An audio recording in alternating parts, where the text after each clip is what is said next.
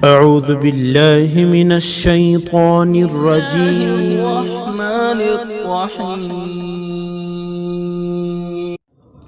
ہم سب ایمان والوں کو اللہ پاک نے چند ذمہ داریوں کے ساتھ پیدا کیا ہے اور ان ذمہ داریوں کو پورا کرتے ہوئے زندگی گزارنے کو ہمیں کہا گیا، اور ان ذمہ داریوں کے پورا کرنے پر ہماری دنیاوی زندگی کو بھی خوشگوار بنانے کا اور آخرت کی زندگی کو بھی اچھی بنانے کا اس پر وعدہ کیا گیا۔ اور خدا نہ کرے اگر کسی بندے سے ان باتوں میں غفلت ہوئی تو سب سے پہلے اس کی دنیاوی زندگی کو ناخوشگوار کرنے کا اور آخرت کی زندگی کے خراب ہونے کی بات فرمائی گئی ہے۔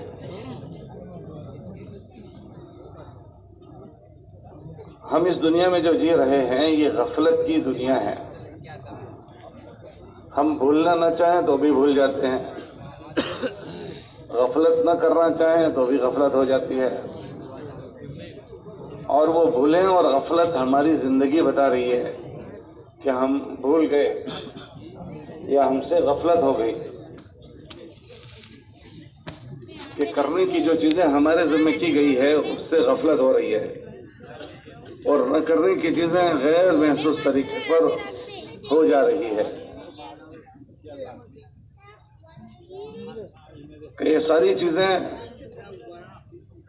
ایسی ہونے لگے جیسی ہم سے اللہ چاہتا ہے، اس کی فکر دلانے، اس کو یاد دلانے کے لیے یہ اجتماعات ہوتے ہیں۔ کہ غفلت کے ماحول میں سے 3 دن کے لیے خاص ماحول میں لایا جاتا ہے،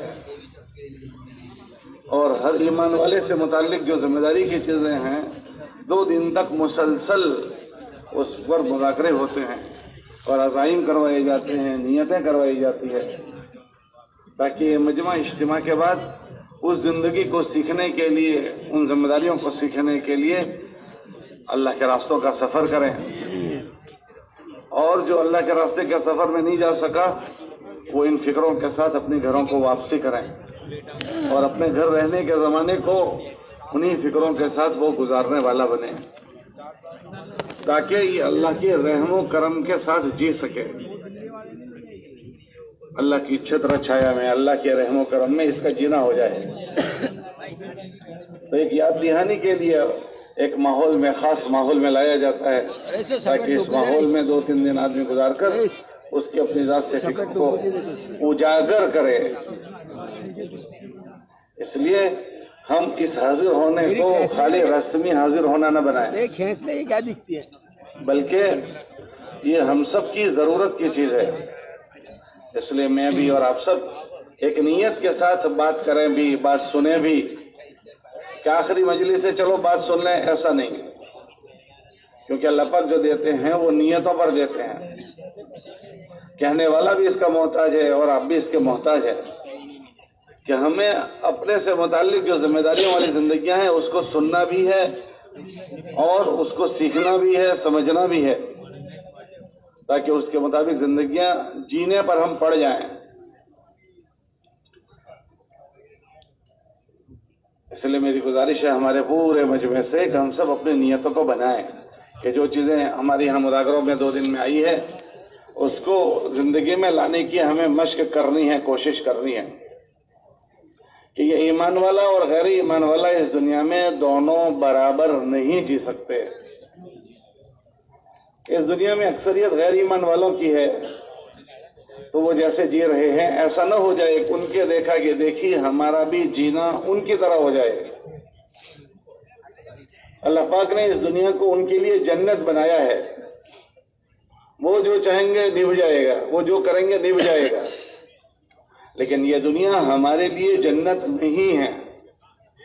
ہم سب کے لیے دنیا آزمائش کی جگہ ہے۔ الذی خلق الموت والحیات لیبلوکم ایکم احسن عملا۔ ہم سب کو اللہ نے پرکھنے کے لیے اس دنیا میں بھیجا ہے۔ جب پرکھنے کے لیے بھیجا ہے تو ایمان والوں کی ہر بات نوٹ ہوتی ہے، نوند ہوتی ہے۔ اگر وہ اچھی ہے تو اس کی زندگی میں اس کے اچھے اثرات مرتب ہوتے ہیں، اور خدا نہ کرے اگر اس کی حرکتیں غلط ہے تو وہ چیزیں بھی نوٹ کی جاتی ہیں اور اس کے اثرات اس پر مرتب ہوتے ہیں. اس لیے ایک جگہ قرآن میں اللہ نے فرمایا جو اچھا کرے گا اس کو اس کے اچھے کا بدلہ دیا جاتا ہے. من عمل صالحا فلنفسه، جو اچھا کرے گا وہ اپنے لیے کرے گا. ومن اساء فعليها، اور جس سے غلطیاں ہو رہی ہے، چوکیاں ہو رہی ہے، تو وہ غلطیاں اور چوکیاں اس پر لوٹ کر آئے گی. پھر آگے فرمایا وما ربك بظلام للعبید، کہ تمہارا اللہ کسی پر ظالم نہیں ہے کہ کسی نے کوئی حرکت ایسی نہیں کی اس کے باوجود بھی اس کی پکڑ ہو جائے، ایسا نہیں ہے. بلکہ ایک جگہ یہ فرمایا کہ اگر کسی آدمی کو، کسی انسان کو حالات خراب ہو جائیں، انفرادی ہوں یا اجتماعی، حالات آدمی کے خراب ہو جاتے ہیں، تو انفرادی حالات خراب ہوئے ہوں یا اجتماعی، تو اس کی طرف ہمیں متوجہ کیا کہ یہ کیا چیز ہے. تو فرمایا کہ یہ ان کے ہاتھوں کے کرتوتوں کی سزا ہے. انہوں نے کوئی حرکتیں کی ہے، جن حرکتوں کو یہ کر کے بھول گئے ہیں، یہ اس کی سزا ان کو مل رہی ہے، جس کی وجہ سے یہ حالات میں گھیرے گئے ہیں. ما اصابکم من مصیبت فبما کسبت ایدیکم، اے لوگو اگر تمہیں کوئی مصیبت پہنچ رہی ہے تو یہ یقین جانو کہ تمہارے ہاتھوں نے کوئی چیز کی ہے جس کا نتیجہ تمہیں پہنچ رہا ہے. ہماری ساری باتوں کے نتیجے پہنچتے ہیں. ہماری باتوں کے تو بہت دور کی بات ہے، ہمارے عملوں کے تو بہت دور کی بات ہے. ایمان والے کی تو سوچ اور جذبات وہ کیا بنا رہا ہے اس کے بھی اثرات اس کی زندگی پر پڑتے ہیں. عمل تو نمبر 2 کی بات ہوتی ہے، اس سے پہلے آدمی کی کوئی سوچ ہوتی ہے، کوئی فکر ہوتی ہے، کوئی جذبات ہوتے ہیں، اس کے اثرات بھی اس کی زندگی پر پڑتے ہیں.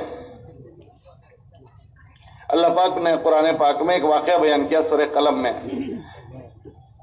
ایک باپ کے چند بیٹے تھے، تو اس باپ کی بہت اچھی یمن والوں کا واقعہ بیان کیا کہ باپ کی بہت اچھی کھیتی تھی. جب کھیتی پکتی تھی تو باپ اس کو 3 حصوں میں تقسیم کرتا تھا.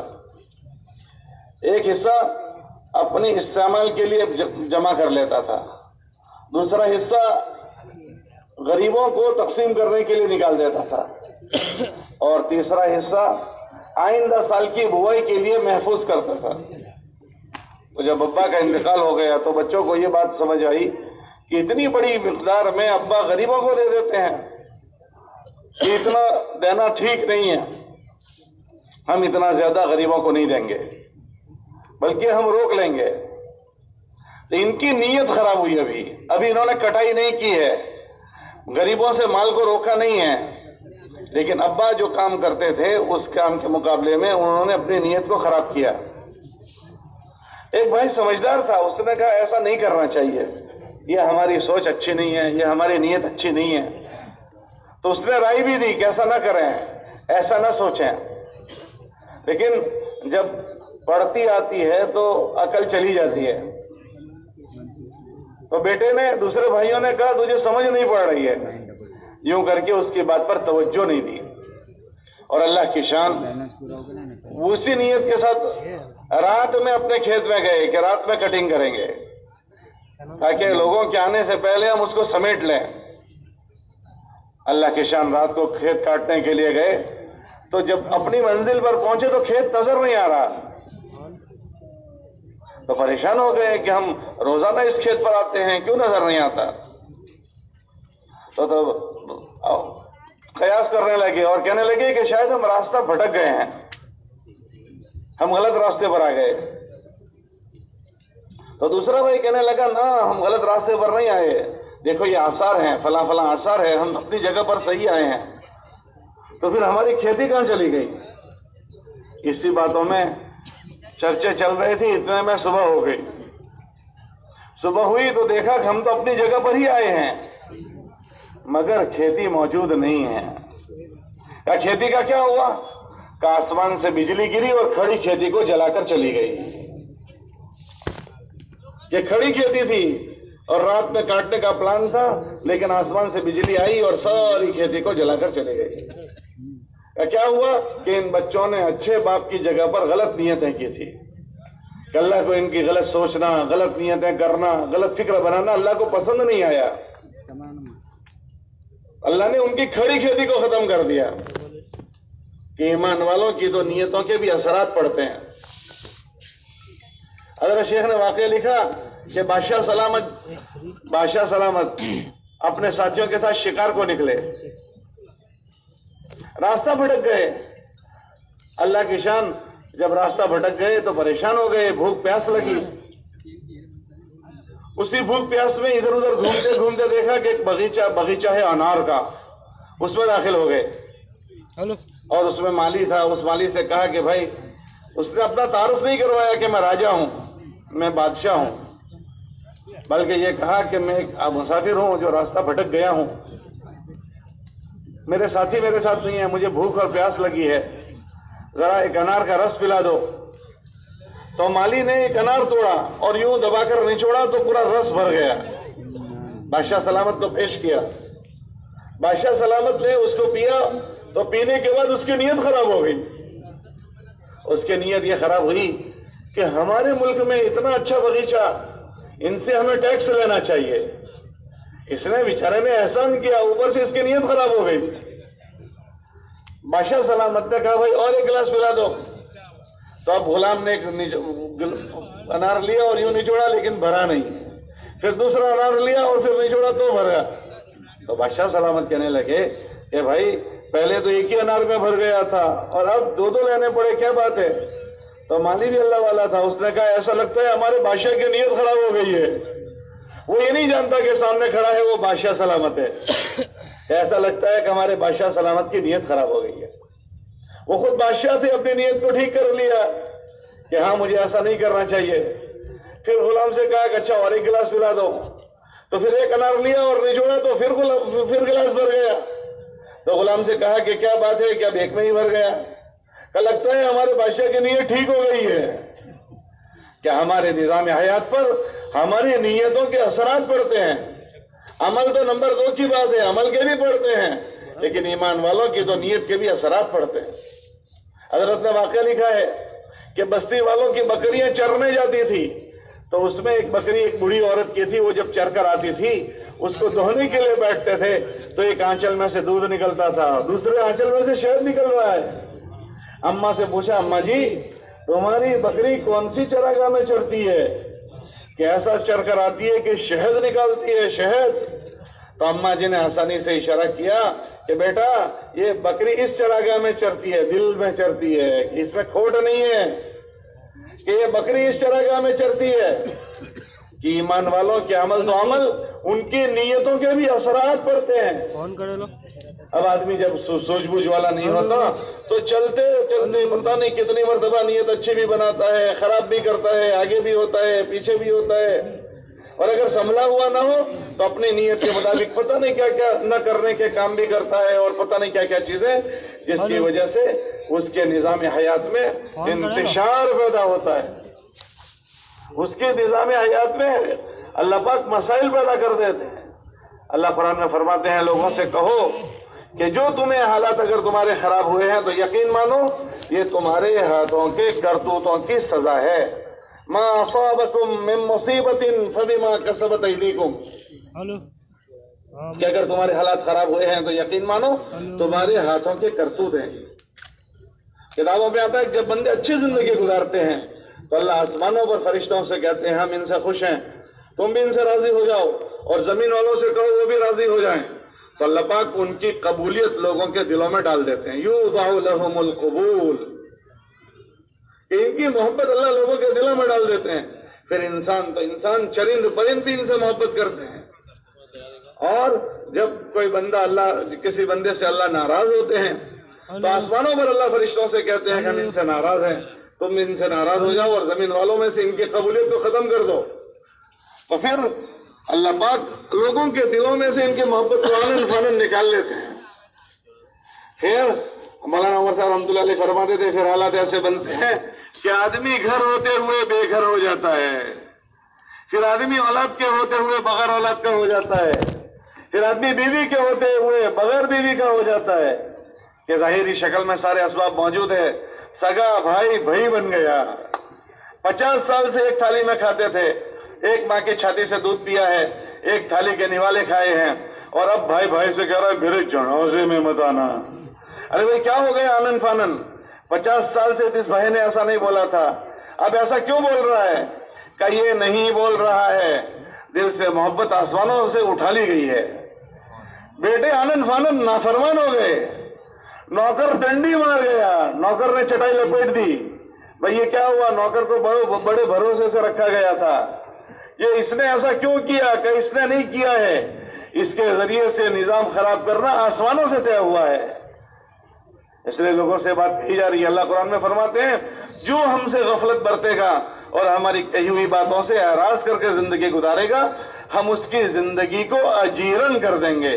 من اعرض عن ذکری فإن له معیشۃ ضنکا، کہ ہم نے جو باتیں فرمائی ہے، اللہ فرماتے ہیں ہماری باتوں سے جو اعراض کرے گا ہم اس کی زندگی کو اجیرن کر دیں گے.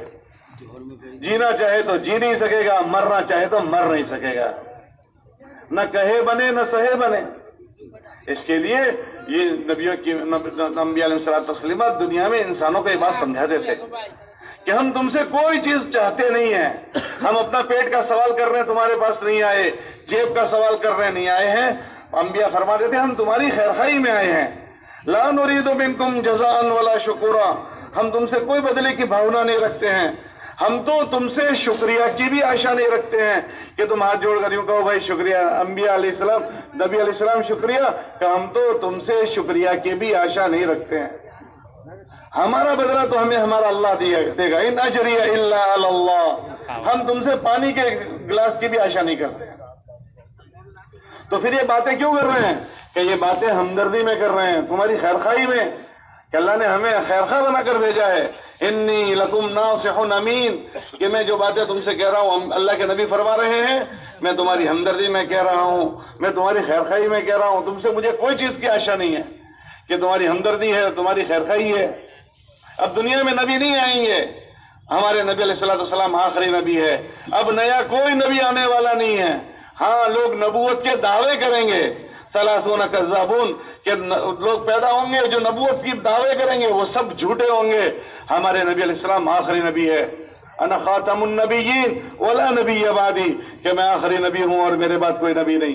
اللہ کے نبی علیہ السلام نے فرمایا میں آخری نبی ہوں اور میرے بعد کوئی نبی نہیں. تو اب جب نبی کے بعد اب کوئی نبی نہیں ہے، یہ تبلیغ کی مبارک محنت کے راستے سے، یہ نبیوں والی محنت کے راستے سے وہی ہمدردی امت سے کی جا رہی ہے.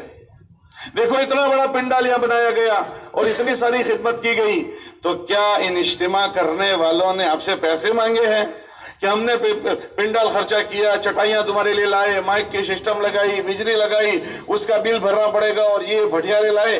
تو کیا کسی نے آپ سے پیسے مانگے ہیں؟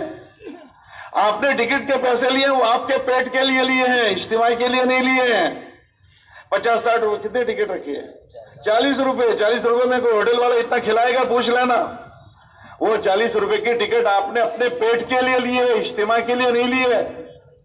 تو یہ اللہ کے لیے ہمدردی کی جا رہی ہے کہ ہم تم سے کوئی چیز نہیں چاہتے، کہ ہماری آشا اور ہمدردی یہ ہے کہ تم اچھا جیو، جب تک جیو سلامت جیو، جب تک جیو آباد رہو، خوشحال رہو. اللہ تمہیں جب تک جیو اچھا جلائے، اور جب مرو تو مرنا اچھا ہو جائے. اس کے علاوہ اور کوئی آشا نہیں، اور کوئی لالچ نہیں ہے کہ دنیا میں اب نبی نہیں آئیں گے. تو اس نبی کے راستے سے پورے کے پورے مجموعوں سے یہی لالچ ہوتی ہے کہ ہمارا مجمع جب تک جیے اللہ ان کو اچھا جلائیں، اور جب ان کا مرنا ہو اللہ انہیں اچھا مرنا دے دے. اور یہ جو چیز ہے اچھا جینا اور اچھا مرنا، یہ زندگیاں اس کے باگڑور اللہ کے ہاتھ میں. جس اللہ نے ہمیں پیدا کیا ہے، ہم خود نہیں بنے ہیں، ہمیں اللہ نے بنایا ہے. اور جب اللہ نے ہم کو بنایا تو اس کی باگڑور بھی اللہ نے اپنے ہاتھ میں رکھی ہے، اس کے نفع نقصان کو بھی اللہ نے اپنے ہاتھ میں رکھا ہے. ہم اپنی مرضی سے پیدا نہیں ہوئے، ہم اپنی مرضی سے مر نہیں سکیں گے. تو ہم اس دنیا میں اپنی مرضی سے نہ تو خوشحال بن سکتے ہیں، نہ اپنی مرضی سے بدحالی ہوتی ہے. یہ ساری چیزیں آسمانوں پر سے آتی ہے، ساری چیزیں آسمانوں پر سے آتی ہے. ہمارے نبی علیہ السلام جب مکہ مکرمہ سے مدینہ منورہ تشریف لے گئے تو ایک خطبہ دیا. اس خطبے میں فرمایا، پہلا خطبہ دیا، اس خطبے میں یہ فرمایا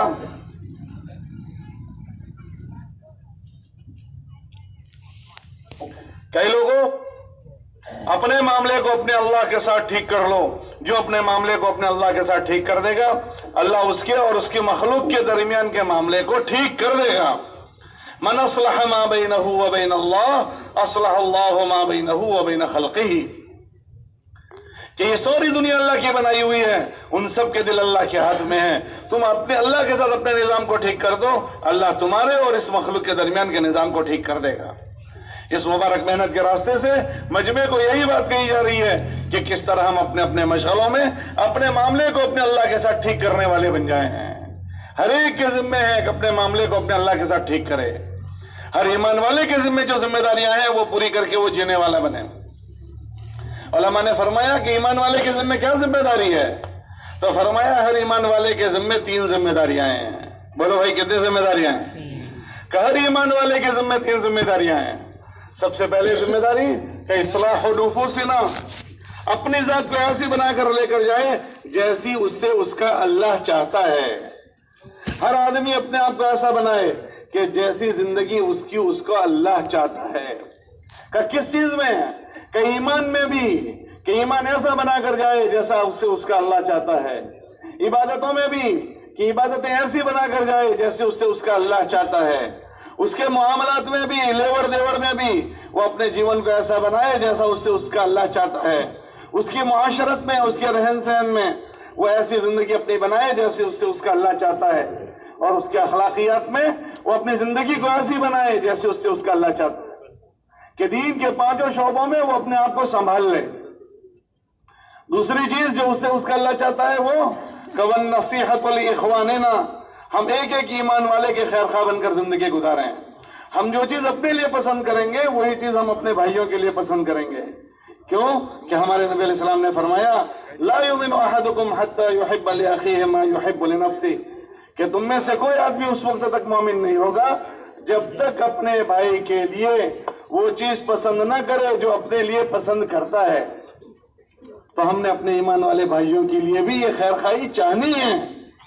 یہ خالی برکت کی چیز نہیں ہے، تبلیغ کی محنت میں پھرنا، ایک دوسرے کی ہمدردی کرنا، یہ برکت کے لیے نہیں ہے، یہ خالی ثواب کے لیے نہیں ہے، بلکہ یہ ذمہ داری کی چیز ہے کہ حضور علیہ السلام کی بات کا مفہوم ہے تم میں سے کوئی آدمی لا یؤمن احدکم حتی یحب لاخیہ ما یحب لنفسہ، تم میں سے کوئی آدمی اس وقت تک مومن نہیں ہوگا جب تک اپنے بھائی کے لیے وہ چیز پسند نہ کرے جو اپنے لیے پسند کرتا ہے۔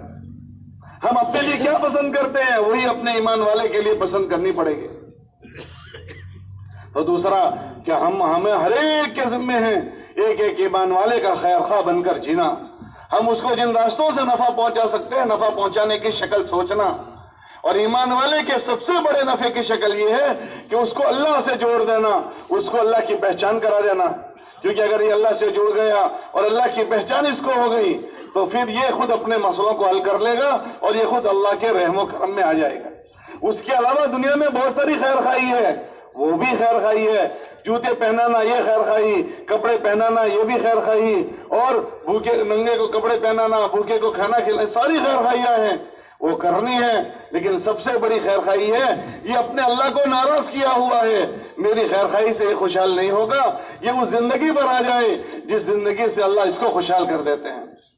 اس لیے ایک ایک کو اس دلدل سے نکالنا اور اس کو اللہ کی پہچان کرانا یہ بڑی خیر خواہی ہے۔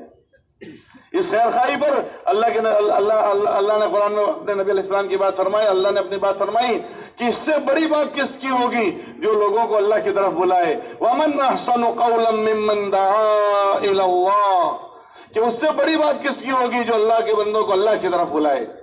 کہ ایک ایک ایمان والے کو اللہ پاک نے یہ ذمہ داریاں دی ہے۔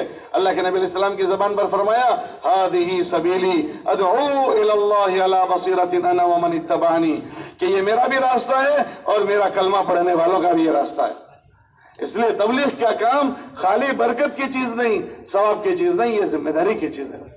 یہ ہر ایمان والے کے ذمہ دوسری ذمہ داری ہے۔ اور تیسری ذمہ داری وہ نصرت دیننا، کہ ایک اپنے معاملے کو ٹھیک کرنا، ایک امت کے حق میں ہمدرد بن کر جینا، اور تیسرا اپنے دین کا مددگار بننا۔ یا ایھا الذین آمنوا کونوا انصار اللہ، اے ایمان والو تم اللہ کے دین کے مددگار بنو۔ یہ ہم ایمان والوں سے خطاب ہے، ہمیں اور آپ سے اللہ فرما رہے ہیں کہ اللہ کے دین کے مددگار بنو۔ جتنے بھی دین کے کام دنیا میں ہو رہے ہیں وہ دین کے شعبوں کے ہم مددگار بنیں۔ اللہ کے دین کے کاموں کے نصرت کرنے والے بنے، جان سے، مال سے، فکروں سے، جذبات سے، جن چیزوں سے بن سکتے ہیں۔ دین کے ساری محنتیں جو دنیا میں چل رہی ہو اس کو ہمارے ذریعے سے پانی پہنچے۔ نصرت کہتے ہیں پانی پہنچانے کو، چھوڑ کو، درخت کو پانی پہنچانا، کہ ان دین کی محنتوں کو ہمارے ہاتھوں پانی پہنچے ہمارے جان و مال سے۔ یہ ہر ایمان والے کے ذمے ہیں، یہ ذمہ داریوں کی چیزیں ہیں۔ قبر میں جانے کے ساتھ ان تینوں چیزوں کا سوال ہوگا، ان تین چیزوں کا ہی سوال ہوگا، کیونکہ جو بڑھایا ہے اسی کا پرچہ دینا ہے، جو ذمہ داری دی ہے اسی کا جواب دینا ہے۔ قبر میں جاتی ہی پہلا اپنی ذات کا سوال ہوگا رب کے معاملے میں، من ربک، اپنی ذات اللہ کے ساتھ کیسی بنا کر لے کر آئے ہو۔ دوسرا، اللہ کے نبی علیہ السلام کی نسبت سے سوال ہوگا کہ اللہ کے نبی علیہ السلام کے متعلق تمہاری کیا رائے ہے، کہ اللہ کے نبی علیہ السلام کی نسبت سے جو کرنے کے کام ہیں وہ کیے ہوں گے تو جواب آسان ہوگا۔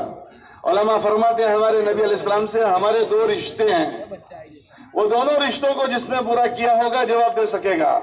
کہ پہلا رشتہ، ہم نے اپنے نبی کو نبی مانا ہے، تو نبی ماننے کا تقاضا کہ ہم ان کو فالو کریں گے، ہم ان کی اتباع کریں گے، پیشانی کے بالوں سے لے کر سر کے ناخن تک ہمارا کوئی اور نمونہ نہیں۔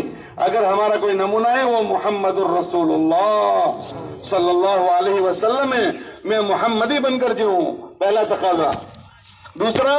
دوسرا یہ کہ ہم نے اپنے نبی علیہ السلام کو آخری نبی مانا، اب کوئی نبی آنے والا نہیں ہے، تو جب آخری نبی مانا تو ان کی جو فکر تھی وہ میری فکر بنے، ان کی جو محنت تھی وہ میرا کام بنے، کہ ہم نے ان کو آخری نبی مانا ہے اور حضور علیہ السلام کی امت قیامت تک رہے گی تو ان کی امت کی ہمدردی ہمیں اور آپ کو کرنی ہے، تو اس کا جواب قبر میں جاتی ہی دینا ہے۔ اور تیسرا، ہم سب سے سوال اپنے دین کے متعلق ہوگا، تو ہم اگر دین کو اچھا بنا کر گئے، دین کے مددگار بن کر گئے تو قبر میں جواب آسان ہوگا۔ یہ جو باتیں کہی جا رہی ہے اگر یہ پوری ہو گئی تو جب تک ہم دنیا میں جئیں گے اللہ کے رحم و کرم ہمارے ساتھ ہوگا، اور جب مریں گے تو اللہ ہمارے مرنے کو اچھا کر دیں گے۔ اور خدا نہ کرے اگر ان چیزوں سے غفلت برتی گئی، میں تبلیغ کی بات نہیں کہہ رہا ہوں کہ تبلیغ کرنے کی بات، میں یہ کہہ رہا ہوں کہ بھائی یہ اچھا جینے کی بنیادیں ہیں، ہر آدمی یہ چاہتا ہے میں اچھا جی لوں، ان جینے کی بنیادوں میں تبلیغ کا کام بھی ہے کہ اگر یہ ساری ذمہ داریاں پوری کرتے رہے تو جب تک جئیں گے اللہ اچھا جلائے گا۔ اللہ کے ہاتھ میں نفع نقصان ہے، اگر اللہ نفع نقصان کو اگر اللہ ہمارے مقدر میں نفع نہ کرے تو دنیا میں آدمی اپنی ذات سے مالدار نہیں بن سکتا، خوشحال نہیں بن سکتا۔ آج دنیا میں ایسی 90% لوگ دکھی ہے، ایسے دکھی ہیں کہ اس دکھ کو کہہ بھی نہیں سکتے، لیکن آپ سوچیں کہ وہ دکھ کیسے آ گئے؟ کیا کسی نے دکھ کو اللہ سے مانگا تھا کہ اللہ میاں مجھے تھوڑا سا دکھ دے دے، میں بہت اچھا ہوں، تھوڑا میں دکھ کا ٹیسٹ کرنا چاہتا ہوں؟ کوئی بچوں سے دکھی ہے، کوئی کاروبار سے دکھی ہے، کوئی پتہ نہیں کن کن سے دکھی ہے۔ آپ سوچیں کہ کیسے یہ دکھ آ گئے کہ آدمی اچھی شکل بنانے گیا تھا اور اچھی شکل بناتے بناتے دکھی ہو گیا۔ اچھا بتاؤ، دنیا میں زیادہ تر لوگوں کی اولاد فرما بردار ہے یا نافرمان ہے؟ ارے بھائی ذرا زور سے بولو جی، نافرمان ہے۔ اچھا کتنوں نے اللہ سے دعا کی تھی کہ اللہ مجھے 2-4 نافرمان اولاد دے دے؟ کبھی تو بیوی امید سے تھی اور اللہ سے دعا کی کہ اللہ پاک بیوی امید سے اچھی اولاد دے دے۔ جب بچہ پیدا ہو گیا تو کون مولوی صاحب کے پاس گیا تھا؟ مولوی صاحب ایک ایسا نام دے دو جس سے بڑے شیطان کا بابا بن جائے۔ یہ سب یہ کہنے گئے تھے مولوی صاحب کوئی اچھا نام دے دو، ڈھونڈ کر نام رکھا تھا۔ اور جب وہ بچہ چلنے پھرنے ہو گیا، پڑھنے والا ہو گیا تو اچھے سے اچھے مدرسے میں، اچھے اسکول میں اس کو بھیجا تاکہ اچھا بن جائے۔ بولا ایسا ہی ہوا تھا کہ نام بھی اچھا رکھا گیا، تربیت بھی اچھی ہوئی، اچھے اداروں میں پڑھنے بھیجا، اچھی کالجوں میں۔ تو ان سب اچھے اسباب اختیار کرنے کے بعد یہ شیطان بننے والا تھا یا اچھا بزرگ بننا تھا اس کو؟ 80% لوگوں کی نافرمان اولاد ہے، کیا انہوں نے کوئی نافرمان بنانے والی کالج یا مدرسے میں بھیجا تھا؟ کہ اچھا بنانے کی کوشش میں اولاد نافرمان ہو گئی۔ عقل کیا کہتی ہے کہ اسباب اچھے اختیار کیے تھے تو میرا بچہ اچھا بننا تھا، پتہ نہیں میرا بچہ ایسا کیوں ہو گیا۔ او بھائی صاحب وہ بچہ نہیں بنا، اس کے یہ فیصلے آسمانوں پر سے ہوئے ہیں۔ اچھا بتاؤ کہ دنیا میں زیادہ لوگ مالدار ہیں یا زیادہ لوگ قرضدار ہیں؟ ارے بھائی ذرا زور سے بولو جی، زیادہ لوگ مالدار ہیں یا زیادہ لوگ قرضدار ہیں؟ یا زیادہ لوگ قرضدار ہیں۔ اچھا یہ بتاؤ کہ کتنوں نے اللہ میاں سے دعا کی تھی کہ اللہ پاک مجھے تو تھوڑا سا قرضدار کر دے؟ اچھا یہ بتاؤ کہ جتنے لوگ قرضدار ہوئے ہیں وہ کاروبار چالو کر کے چالو کاروبار میں قرضدار ہو گئے یا کاروبار بند کر کے قرضدار ہو گئے؟ جی ذرا زور سے بولو. چالو کاروبار میں دکان والا چالو دکان میں قرضدار ہو گیا, کارخانے والا چالو کارخانے میں قرضدار ہو گیا, اور کھیت والا چالو کھیت میں قرضدار ہو گیا. تو سوال یہ ہے کہ یہ دکان اس نے قرضدار بننے کے لیے کھولی تھی, یہ کھیت اس نے قرضدار بننے کے لیے بویا تھا, یہ فیکٹری اس نے قرضدار بننے کے لیے شروع کی تھی. کہ جی مالدار بننے کی شکل میں مالدار تو بنا نہیں, قرضدار ہو گیا. کہ جی کس نے کیا؟ کہ جی آسمانوں سے اس کے فیصلے ہوئے ہیں کہ اگر انسان کے ہاتھ میں ہوتا تو کوئی قرضداری کو قریب بھی نہیں آنے دیتا, کوئی نافرمانیوں کو قریب نہیں آنے دیتا. لیکن اس کے باوجود وہ آ گئی, دروازے کھول کر آ گئی, تابا توڑ کر آ گئی, اندر قرضدار گھس گئی. تو یہ سارے فیصلے آسمانوں پر سے ہوتے ہیں.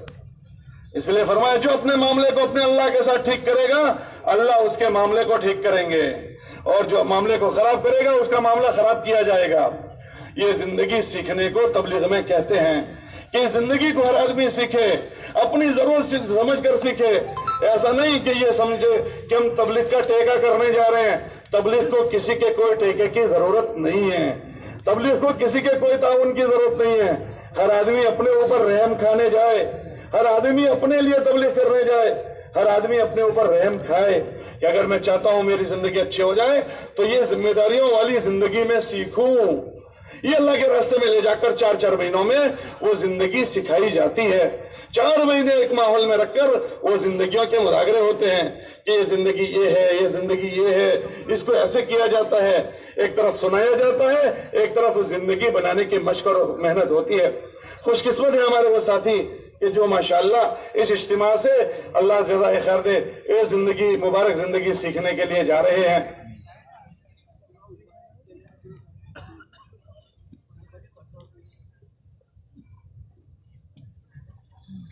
بہت ہی خوش قسمت ہے اور قابل مبارکباد لوگ ہیں وہ جو اس اجتماع سے وہ مبارک زندگی سیکھنے کے لیے جا رہے ہیں.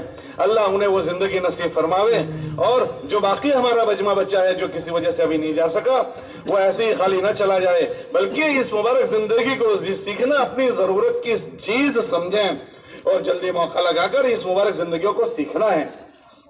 اس لیے سب نیت کرو کہ انشاءاللہ ہم اس کو سیکھیں گے. اب جو جا رہے ہیں وہ جاننے والے خالی اس جانے کو جانا نہ بنا دیں, بلکہ یہ نیتیں بنائیں کہ ہمیں یہ مبارک زندگیاں سیکھنی ہیں. اس لیے کہ جو آدمی کو ملتا ہے وہ اس کی نیت پر ملتا ہے. لِكُلِّ امْرِئٍ مَّا نَوَىٰ مَنْ كَانَتْ هِجْرَتُهُ إِلَى اللَّهِ وَرَسُولِهِ فَهِجْرَتُهُ إِلَى اللَّهِ وَرَسُولِهِ وَمَنْ كَانَتْ هِجْرَتُهُ إِلَى دُنْيَا يُصِيبُهَا أَوْ امْرَأَةٍ يَنكِحُهَا بِهَا کہ جیسی جو نیت کرے گا وہ ملے گا. تو ہمیں نیت کرنی ہے کہ اللہ تو ہمیں یہ زندگی دے دے, ہماری اصلاح فرما دے. اس لیے سارے جاننے والے اس مبارک زندگیوں کو سیکھنے کی نیت کریں, اور جب زندگی سیکھنے کی نیت کی تو زندگی سیکھنے کے لیے تابعدار بننا پڑتا ہے. تو ہم سب اس مبارک زندگی کو تابعدار بن کر سیکھیں. بڑے بن کر نہیں سیکھا جاتا, چھوٹے بن کر سیکھا جاتا ہے. اس لیے آپ حضرات کی جماعت بنائی جائے گی 10, 12, 15 آدمیوں کی, تو یہ 10, 12, 15 آدمیوں کے درمیان میں آپ کا ایک ذمہ دار طے ہو جائے گا. تو اس ذمہ دار کے تابع بن کر پورا وقت گزارنا ہے تاکہ اس کی تابع داری کرتے کرتے ہمیں اللہ کی تابع داری اور رسول کی تابع داری کرنا آ جائے. کیونکہ امیر بھی آپ کو اللہ رسول کی تابع داری ہی سکھائے گا, وہ اپنی تابع داری نہیں سکھاتا. اور جو امیر اپنے ساتھ جوڑے وہ بدترین آدمی ہے کہ اس کو محنت کرتے کرتے اللہ کے بندے کو اللہ سے جوڑنا ہوتا ہے. کتابوں میں آتا ہے کہ ہر آدمی کی جان و مال امیر صاحب کے ذمہ داری بن جاتی ہے. کل گیا اگر اس امیر نے ان ذمہ داریوں کو اچھے سے ادا کیا اور ان بچوں کی تربیت کر دی تو یہ بہت بڑا ذخیرہ کما گیا, اور خدا نہ کرے کوئی ذمہ دار نے اس میں غفلت برتی اور یہ سب نے اپنی جان و مال امیر کے حوالے کر دی تھی اور اس نے غفلت برتی, تو کتابوں میں آتا ہے اس کے ہاتھ پیچھے یوں باندھے جائیں گے, یوں باندھ کر اس کو الٹے منہ جہنم میں ڈال دیا جائے گا. اللہ ہماری حفاظت فرماوے. اور جب مشورے سے کوئی طے ہو گیا اور ذمہ داری ادا کرنے کی فکر کرے گا تو اللہ کا غیبی نظام اللہ فرشتوں کے ذریعے سے اس کی مدد کریں گے. اس لیے جو ذمہ دار بنایا جائے یہ کوئی عہدے کی چیز نہیں ہے, بلکہ مشورے سے ایک اچھا نظام بنانے کے لیے ذمہ دار بنایا جاتا ہے. تو جو ذمہ دار بنے وہ بھی اس کی فکر کریں, اور چلنے والے وہ بھی اس کی بات کو مانتے ہوئے اپنا وقت گزاریں. اور یہ پورا سفر جو ہمارا ہوگا وہ ہم اپنی ضرورت کے لیے جا رہے ہیں, تو اپنی جان و مال سے ہوگا. ہم کرائے کے ٹٹو نہیں ہیں کہ فلاں سے لیا فلانے سے لیا. ہاں قرضہ لے سکتے ہیں کہ اگر ہمارے پاس پیسے نہیں ہیں، ہمارے پاس پیسے نہیں ہیں تو ہم قرضہ لے سکتے ہیں، مگر کسی سے یوں نہیں مانگ سکتے کہ ہم کو پیسے تو ہم کو دین کا کام کرنا ہے. ہمارے پاس کھانا ہوگا تو کھائیں گے، نہیں ہوگا تو جو ملے گا وہ کھا لیں گے. پیسے ہوں گے تو سواری پر جائیں گے، نہیں ہوگا تو پیدل جائیں گے. لیکن ہم منگے تر نہیں بنیں گے کہ سب سے منگتے ہو گئے. کتابوں میں آتا ہے جو مال بڑھانے کی نیت سے لوگوں سے مانگتا ہے، اللہ اس کے اوپر فقیری کا اور غریبی کا دروازہ کھول دیتے ہیں کہ اس نے کیا اللہ کے غیر سے مانگا، اللہ اس کو ہمیشہ فقیر رکھے گا. اس لیے کسی سے مانگنا نہیں ہے، بلکہ اپنی جان و مال سے یہ سفر کرنا ہے. اس لیے اپنی جتنی ضرورت کی چیزیں ہیں یہیں سے ساتھ لے لیں. اپنی انفرادی ضرورت کی چیزیں بھی اور اپنی اجتماعی ضرورت کی چیزیں بھی اپنے ساتھ یہیں سے لے لیں. اپنا تام سیٹ بھی یہیں سے لے لیں. اپنی کتابیں اور اپنی ساری ضرورت کی چیزیں سب یہیں سے لے لیں، تاکہ کہیں سے کسی کوئی چیز ہمیں نہ مانگنی پڑے. بلکہ ہمارے بزرگ فرماتے ہیں کہ جماعت ایک وقت کا راشن، ایک وقت کا کھانا اپنے تام سیٹ میں اپنے ساتھ رکھیں، تاکہ کسی بستی میں پہنچے تو ہم بستی میں پہنچنے کے بعد باہر ڈھونڈنے نکلے کھانے کرانے کی دکان تو بستی والوں نے دیکھا جماعت آئی ہے تو دوڑتے ہوئے آئیں گے اور کہیں گے اچھا جماعت آئی ہے، آج کے کھانے کی دعوت ہماری طرف سے. کہ اتنا بھی ہمیں انتظار نہ کرنا پڑے. ہم گئے، جلدی سے مشورہ کیا اور ایک وقت کا راشن ہمارے پاس تھا. کھانے خدمت کے ساتھیوں نے چاول میں پانی ڈال دیا اور اس کو رکھ دیا، پتیلا رکھ دیا اور آٹے میں پانی ڈال کر گوندنے لگے. بستی والے آئے، اچھا جماعت آئی ہے تو ایک وقت کا کھانا ہماری طرف سے. وہ جماعت کہے گی حاجی صاحب اللہ آپ کو بہت جزائے خیر دے، ہماری خدمت والے تو کھانا پکانا شروع کر دیا، انشاءاللہ شام کو کھانا آپ ہمارے ساتھ کھائیں گے. ہم اس امید پر بھی مسجد میں نہیں ہوں گے کہ کوئی صاحب آ کر ہم کو دعوت دے جائیں، تو ہم ایک وقت کا کھانا اپنے ساتھ رکھیں. تو ہمارے حضرات فرماتے ہیں کہ ہم پورا سفر اپنی جان و مال سے کریں گے. ہم اس سفر میں کسی سے سوال نہیں کریں گے. ہاں اگر کسی سے قرضہ لینا ہے نہیں ہے تو قرضہ لے سکتے ہیں. ہمارے نبی علیہ السلام نے بھی قرض لے کر سفر کیا ہے، مگر قرض حسنہ ایسا نہیں کہ ابھی قرض حسنہ پھر مانگے تو ہنسنا. کہ ایسا قرض حسنہ نہیں، کسی کا کھا کر مرنا نہیں ہے. لوگوں کے پیسے کھا کر مرنے والا بڑا بری موت مرتا ہے. ہمارے نبی علیہ السلام کے زمانے میں جب کسی کا جنازہ آتا تھا تو یہ پوچھتے تھے کہ کسی کے پیسے تو اس کے ذمہ نہیں ہے. اگر کسی کے پیسے لے کر مرا ہے، کسی کے پیسے کھا کر مرا ہے تو یوں کہتے تھے اللہ کے نبی علیہ السلام کہ ان کے پاس قرضہ ادا کرنے کی رقم ہوتی تو فرماتے کہ اس کا قرضہ میں ادا کروں گا. اور اگر حضور کے پاس نہ ہوتا تو مجمع سے پوچھتے تھے کہ ہے کوئی جو اس کا قرضہ ادا کر دے. اگر کوئی آدمی اس کا قرضہ ادا کرنے والا ہوتا تو اللہ کے نبی علیہ السلام اس کا قضا ادا کرواتے، پھر نماز پڑھتے تھے. اور اگر کوئی ادا کرنے والا نہ ہوتا تو حضور اس کی نماز جنازہ نہیں پڑھتے تھے. یہ فرماتے تھے جاؤ تم ہی اپنے بھائی کی نماز جنازہ پڑھ لو. اس لیے ابھی بھی اور کبھی بھی کسی کے پیسے کھا کر نہیں مرنا. پیسے کھا کر مرنا بڑی بری موت ہوتی ہے. حقوق اللہ میں کمی رہ گئی تو اللہ معاف کر دے گا، لیکن حقوق العباد میں کمی رہ گئی تو ایک ایک کو بدلہ دلوایا جائے گا. ایک ایک چونی ایک کوڑی کے لیے 70 مقبول نمازیں دینی پڑے گی. اس لیے کبھی بھی ہم کسی کے پیسے اپنے ذمے لے کر نہ مریں. کسی کے میراث کا مال ہے، کسی کے قرضے ہیں، کسی کا حساب کتاب کا ہے، جی سب کا کلیئر کر دیں. ہم لوگوں کا جمع کر کے مریں گے اور پتہ نہیں کون استعمال کرنے والا استعمال کرے گا اور بھگتنا ہمیں ہوگا. اس لیے گزارش ہے کہ ہم کسی سے قرضے لے کر نہ مریں. اس لیے اپنی جان و مال کے ساتھ ہمیں جانا ہے. اپنا سفر جب ہمارا سامان تیار ہو گیا، جماعت بن گئی، اپنی تیاریاں کر لی، پھر اپنی منزل کی طرف جانا ہے. اپنی منزل کی طرف کوشش کرو، پیدل سفر کرو. پیدل سفر انبیاء علیہ الصلوۃ والتسلیمات اکثر دنیا میں پیدل چلے ہیں. آپ دیکھو اللہ نے نبی کو کہیں رکھا اور کام کہیں کروایا. ہمارے نبی مدینہ منور مکے میں پیدا ہوئے اور کام کروایا مدینہ میں، ہجرت کروائی. اور اکثر انبیاء پیدل چلے ہیں. ہمارے نبی علیہ السلام پیدل چل کر گئے تھے، اچھا خاصا پیدل چلے تھے. موسیٰ علیہ السلام کہاں تھے اور کہاں گئے؟ پیدل چلے ہیں. ابراہیم علیہ السلام کہیں تھے اور کہیں گئے؟ پیدل چلے ہیں. ان راستوں میں پیدل چلنا یہ نبیوں کے کام کے مشابہ ہے، ان سے بہت زیادہ میل کھاتا ہوا عمل ہے. اس لیے ہم بھی کوشش کریں کہ ہم اپنے آپ کی تربیت کے لیے جا رہے ہیں تو اس پورے سفر کو پیدل کریں گے انشاءاللہ. بھائی پیدل چلو گے انشاءاللہ. اس جسم سے اللہ کو بہت مرتبہ ناراض کیا ہے. اس مرتبہ ایسا اس جسم کو تھکائیں کہ آج تک جو نافرمانی ہوئی ہے اس کا کفارہ ہو جائے. اس لیے ساری جماعتیں نیت کرو کہ ہم انشاءاللہ اس سفر کو پیدل کریں گے. بھائی پیدل کرو گے؟ کون کون نیت کرتا ہے پیدل چلنے کی؟ اللہ توفیق دے، قبول فرماوے. اور جب طے ہو جائے تو اپنی منزل معلوم کر لو کہ کہاں جانا ہے، کیونکہ بعض مرتبہ ایسا ہوتا ہے کہ کوئی آگے پیچھے ہو گیا، منزل پتہ ہوگی تو پیچھے سے آ کر جڑ جائے گا. تو اس طرح اپنی منزل کو معلوم کر لو، اپنی ٹکٹیں اپنے ساتھ لے لو، اپنے پیسوں کو اپنے پاس اس طرح رکھو کہ کسی کو بھی پتہ نہ چلے کہ کہاں رکھے ہیں. اپنی جان کی بھی حفاظت کرنی ہے، اپنے ایمان کے بھی اور اپنی مال کی بھی حفاظت کرنی ہے. دھوکہ نہیں کھانا. جب آپ کی جماعت بن گئی، کوئی آدمی آئے تمہارے پاس کہ مجھے آپ کی جماعت میں جوڑ لو، بغیر مشورے کے نہ یہاں کسی کو جوڑنا، نہ جس بستی میں جاؤ وہاں کسی کو جوڑنا، بغیر مشورے کے کسی کو نہیں جوڑنا. ایمان والا دھوکہ کھاتا بھی نہیں اور دھوکہ دیتا بھی نہیں. ہم لوگ بہت سال ہو گئے بنگلے والی مسجد میں ایک مرتبہ تھے 2005-7 میں، پتہ نہیں کب، تو بیرون کی ایک جماعت بنی. اس میں ایک آدمی کو جوڑنے کا تھا. تو ایک آدمی ہمارے ساتھی کو ملا، اس نے کہا میں بھی وقت لگانے آیا ہوں اور میرے پاس جماعت نہیں ہے. تو اس نے دیکھا کہ بہت اچھا آدمی ہے، تحقیق نہیں کی کون ہے، تو اس کا حلیہ دیکھ کر اس جماعت کے ساتھ جوڑ دیا. وہ جماعت کے ساتھ بیٹھا اور جماعت کے ساتھ بیٹھ کر بغیر مشورے کے جوڑ دیا. بیٹھا تو سب کے پاسپورٹ لیے اور پیسے لیے اور ریزرویشن بنانے گیا. اے سی فرسٹ کلاس کا ریزرویشن بنانے کا تھا، اربوں کا. تو وہ بنانے گیا. ابھی قریباً 20 سال ہوئے ہیں، وہ واپس نہیں آیا ہے ریزرویشن بنا کر. بات سمجھ گئے آپ؟ 20 سال ہوئے وہ ابھی ریزرویشن بنانے گیا ہے، واپس نہیں آیا ہے. تو ہم دھوکہ دیں گے بھی نہیں اور دھوکہ ہماری امانت کہاں رکھی ہے، کسی کو سگے دوست کو بھی پتہ نہ چلے. ایمان کی بھی حفاظت کرنی، مال کی بھی حفاظت کرنی. جب اسٹیشن پہنچو تو وہاں بہت سارا مجمع ہوگا، تو اور مجمع سفر کرتا ہے اس میں اور آپ میں فرق ہوگا کہ آپ اچھل کود نہیں کریں گے. آپ اللہ کے دین کے نمائندے ہیں، آپ اللہ کے دین کے ترجمان ہیں. تو یہ فکر آپ پر غالب رہے کہ لوگ آپ کو دین کی نسبت سے پہچانتے ہیں. مجھ سے کوئی ایسی حرکت نہ ہو کہ جس کی وجہ سے میرا دین بدنام ہو جائے. ہم اپنے دین کو بدنام نہیں کریں گے. اس لیے کونے میں دیکھ لو، اگر ٹرین نہیں آئی ہے تو کونے میں سامان رکھ دو اور اس کے آس پاس آپ بیٹھو اور اپنے معاملات پورے کر لو. اور جب ٹرین آئے تو اپنی سیٹوں کو پہلے سے معلوم کر لو، اپنا سامان خود اٹھاؤ اور ٹرین میں سکون سے بیٹھ جاؤ.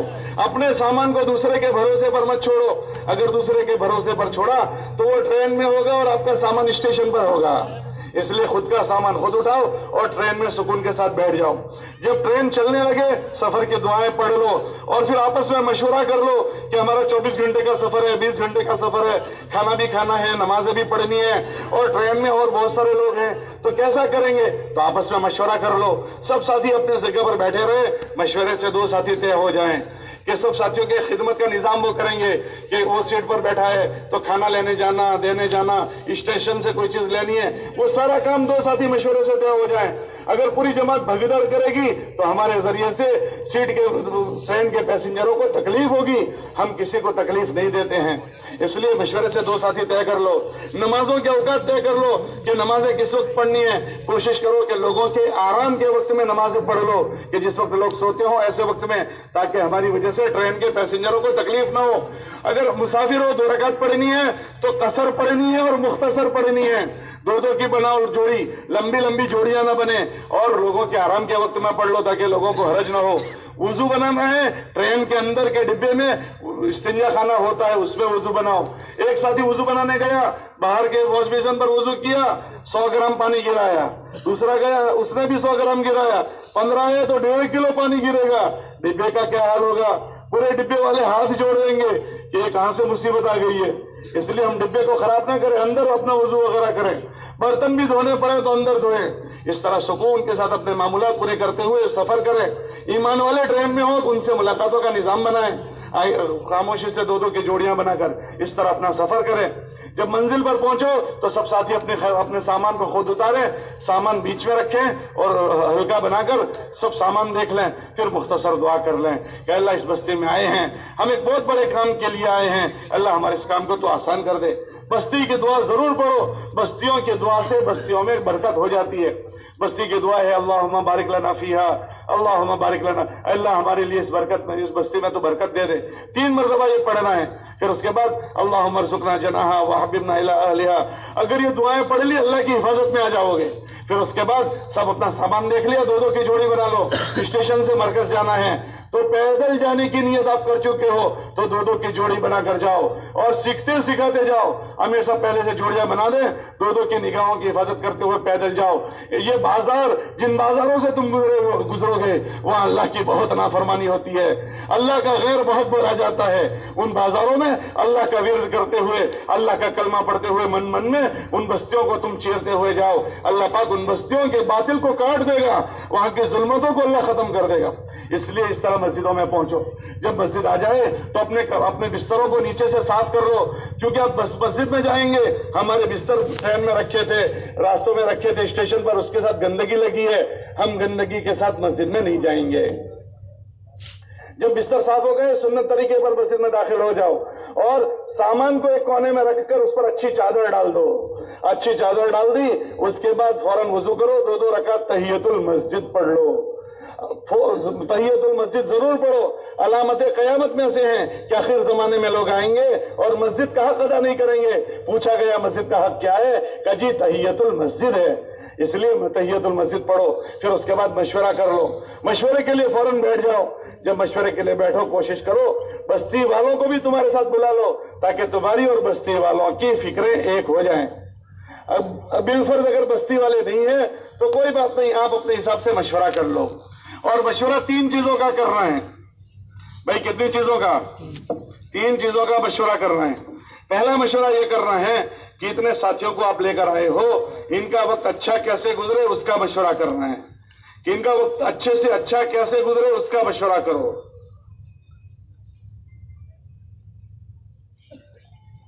ساتھیوں کا اچھا وقت گزرنے کا مطلب ان کو اتنا دین سکھانا کہ اگر وہ وقت لگا کر آئیں تو اگر مسجد میں امام صاحب نہ ہو اور ان سے کہا جائے کہ تم نماز پڑھا لو گے تو وہ کہے ہاں نماز پڑھا لوں گا. اتنا اس کو اپنا دین سکھاؤ. دین کی محنت اتنی سکھاؤ کہ اگر وہ جماعت میں سے جا کر آئے, ان کی مسجد میں 3 دن کی جماعت بنے, اور کوئی امیر نہ ہو اور ان سے کہا جائے کہ تم جماعت لے کر جاؤ گے, وہ کہے جاؤں گا. اتنا اس کو دین کے اعمال سکھاؤ, اجتماعی اور انفرادی. ایک اپنے ساتھیوں پر محنت کا سیکھنا ہے. دوسرا مشورے میں کیا سوچنا ہے, جس طرح ہم نکلے ہیں ایسے یہاں کے لوگ بھی یہ دین سیکھنے کیسے نکلیں, اس کے لیے اس بستی والوں کی تشکیل کرنا ہے. دوسرا یہ مشورہ کرو. تیسرا یہاں مسجد وار جماعت کیسے بنے کہ ہم اس بستی سے آگے نکل جائیں گے تو پھر یہاں کون کام کرے گا. ہمارے حضرت مولانا انعام الحسن صاحب فرماتے تھے ہر بستی میں دیکھو اگر مسجد وار جماعت مضبوط ہے تو اس سے فائدہ اٹھاؤ, نہیں ہے تو وہاں بناؤ. اگر کسی جماعت نے کسی بستی میں مسجد وار جماعت بنائی, ایک چلے میں 20-25 مسجدوں میں مسجد وار جماعت بنائی, اور پھر وہ آگے بڑھ گئے تو وہ اپنے پیچھے 25-30 جماعتیں کام کرنے والی چھوڑ کر گئے ہیں. اس لیے ہر مسجد میں مسجد وار جماعت بنانی ہے. ان 3 چیزوں کا مشورہ کرو اور بستی والوں کو اپنی فکروں میں شریک کر لو. اس میں سب سے پہلی چیز کہ ہمارے ساتھیوں کی اچھی تربیت کیسے ہو, اس کا مشورہ کیا کرو گے. ہمارے بزرگ فرماتے ہیں کہ حضور علیہ السلام کی مسجد کے 4 عمل ہیں, ان 4 عملوں میں اپنے ساتھیوں کو مشغول کرو. اگر ساتھی ان 4 عملوں میں مشغول ہو گئے تو انشاءاللہ ان کی تربیت ہو جائے گی. کہ حضور کی مسجد کے 4 عمل کون سے ہیں؟ کہ اللہ کے نبی علیہ السلام کی مسجد کے 4 عمل میں سب سے پہلا ایک عمل ہے دعوت اللہ. کہ اللہ کی عظمت ان کے دلوں میں بٹھا دینا. ہمارے نبی علیہ السلام نے 13 سال مکہ کی زندگی میں اللہ کی عظمت لوگوں کے دلوں میں بٹھائی ہے. اللہ کون ہے, اللہ کیا ہے, اللہ کی طاقت کیا ہے, اللہ راضی ہوتے ہیں تو کیا کرتے ہیں اور اللہ ناراض ہوتے ہیں تو کیا کرتے ہیں. اللہ کی عظمت جب تک حکم دینے والے کی عظمت دلوں میں نہیں آئے گی, حکم کا پورا کرنا آسان نہیں ہوتا ہے. اس لیے سب سے پہلی جو ضرورت ہے وہ ایک ایک کہنے والے اور سننے والے کے دلوں میں اللہ کی بڑائی اور اللہ کی عظمت پیدا کرنا. یہ دعوت کی جو عمل ہے وہ ایک طرف تو اللہ کا خوف زندگی میں پیدا کرے گا اور ایک طرف اللہ کا ڈر پیدا کرے گا. جب خوف پیدا ہوگا تو اللہ کے کرنے کے کام آدمی کرتا ہے, اور جب ڈر پیدا ہوگا اس کو تقویٰ کہتے ہیں, وہ نہ کرنے کی چیزوں سے آدمی میں بچنے کی طاقت پیدا کرے گا. اس لیے سب سے پہلا جو عمل ہے حضور کی مسجد کا وہ ہے دعوت اللہ, اللہ کے بندوں کو اللہ کی عظمت بٹھانا. اس لیے اپنے ساتھیوں کو دعوت اللہ میں مشغول کرو. اسی میں روزانہ عمومی گشت ہے, عمومی گشتوں کے ذریعے سے دعوت دلوانا. اور ہر مسجد میں 5 گشت ہوتے ہیں. ایک عمومی گشت ہوتا ہے, ایک خصوصی گشت, ایک تشکیلی گشت, ایک وصولی گشت اور ایک تعلیمی گشت. ان پانچوں گشتوں کے ذریعے سے اپنے ساتھیوں کو اس سے مشغول کرو. عمومی گشت جو روزانہ ہوتا ہے اس کو کہتے ہیں تشکیل کا گشت، کہ روزانہ اجتماعی عمل کے بعد دو کی جوڑی بنا کر محلوں میں ہمارے ساتھیوں کو پھراؤ، تاکہ بستی بستی نگر نگر جا کر لوگوں کو اللہ کی عظمت سنا کر ان کو نقد تیار کریں. لوگ گزر کریں گے، یہ اللہ کی بڑائی سنائیں گے، انہیں اللہ کے وعدے سنائیں گے. اس کے دل میں اللہ کی عظمت بیٹھے نہ بیٹھے، اس کے دل میں بیٹھ جائے گی. اس لیے تشکیلی محنت میں روزانہ پھراؤ. پھر جو تیار ہو جائے ان کی وصولی کرنا، بیگ وصول کرنا، ان کو وصول کرنا، اس کو وصولی گشت کہتے ہیں. اور ایک گشت ہے تعلیمی گشت، کہ تعلیم کے دوران میں بستی میں جو لوگ فارغ بیٹھے ہوں ان کو مسجد میں اپنے پاس ساتھ تعلیم میں شریک کرنا، اس میں لانا، اس کو کہتے ہیں تعلیمی گشت. اور ایک ہے خصوصی گشت. خصوصی گشت کہتے ہیں اس بستی کے 3 قسم کے لوگوں پر گشت کرنے کو. ایک اس بستی میں ہمارے تبلیغ کے ذمہ دار پرانے ہوں گے، ان کی ملاقات میں جانا. کس نیت سے جانا؟ کہ ہمیں اپنے تبلیغی کام جو ہم لے کر آئے اس میں ہمیں تعاون مل جائے. ان کے پاس جا کر ہم یہ نہیں کہیں گے کہ ہماری جماعت آئی ہے اور تم ابھی تک ملنے بھی نہیں آئے ہو، کیسے تم ذمہ دار ہو، بلکہ یہ کہیں گے کہ ماشاءاللہ ہم اس بستی میں آئے، ہمیں پتہ چلا کہ ساری باغ و بہار آپ کی محنت سے ہیں، ہم بھی اسی فکر کو لے کر آئے ہیں. اگر آپ بھی تشریف لے آتے ہیں ہم اور آپ مل کر اس کام کو آگے بڑھائیں گے. یوں کر کے اپنے ساتھ لینا. پھر دوسرا اس بستی کے بااثر لوگ، چودھری لوگ، خواص لوگ، ان کی ملاقات کرنا. ان کی ملاقات کس لیے سے کریں گے؟ کہ ان کا تعاون ہمارے کام میں لینے کے لیے. ان کی دنیا کی برائی نہیں کرنی ہے. بھائی دنیا تو ان کو اللہ نے دی ہے، اور دنیا اللہ کی بہت بڑی نعمت ہے. نعم المعون، اس کو بہت بڑی مال کا بہت بڑا سرمایہ کہا گیا. تو اس کی دنیا کی برائی نہیں کرنی کہ تیری دنیا تجھے جہنم میں لے جائے گی، ایسی دنیا. بلکہ ہم ان سے کہیں گے کہ بھائی ہم نے دیکھا کہ اللہ نے آپ کو یہاں کا بڑا بنایا ہے، ہم تو چاہتے ہیں اللہ آپ کو آخرت کا بھی بڑا بنا دے. ہم ایک فکر لے کر آئے ہیں، اگر آپ ہمارے ساتھ آ گئے تو بستی والے بھی آپ کی وجہ سے ہمارے ساتھ ہو جائیں گے، اور یہ ساری خیر آپ کے حصے میں چلی جائے گی. یوں کر کے ان کو اپنے ساتھ لینا. اور تیسرا اس بستی کے علماء کی خدمت میں حاضری دینا. بستی کے علماء کے کیوں خدمت میں حاضری دیں گے؟ کہ صرف دعا کے لیے علماء کی تشکیل نہیں کرنا ہے. ہم ان کے لیے اس لیے دعا کر رہے ہیں کہ ہم ایک کام کر رہے ہیں. ہمارے یہ بزرگ حضرات، یہ ہمارے علماء، اگر ان کی دعائیں اور توجہ ہمارے ساتھ ہو گئی تو ہمارا کام آسان ہو جائے گا. تو ان سے دعا کی گزارش کے لیے جانا ہے، تشکیل کے لیے نہیں جانا ہے. بلکہ ان کے وقت کی رعایت کر کے جانا ہے کہ صبح شام مدرسہ پڑھاتے ہیں تو ان کا جو خالی وقت ہو اس میں جانا ہے جس میں وہ جاگتے ہوں، ان کی اجازت سے جانا ہے اور دعا کی گزارش کرنا. اور علماء کی زیارت کو عبادت سمجھ کر جانا.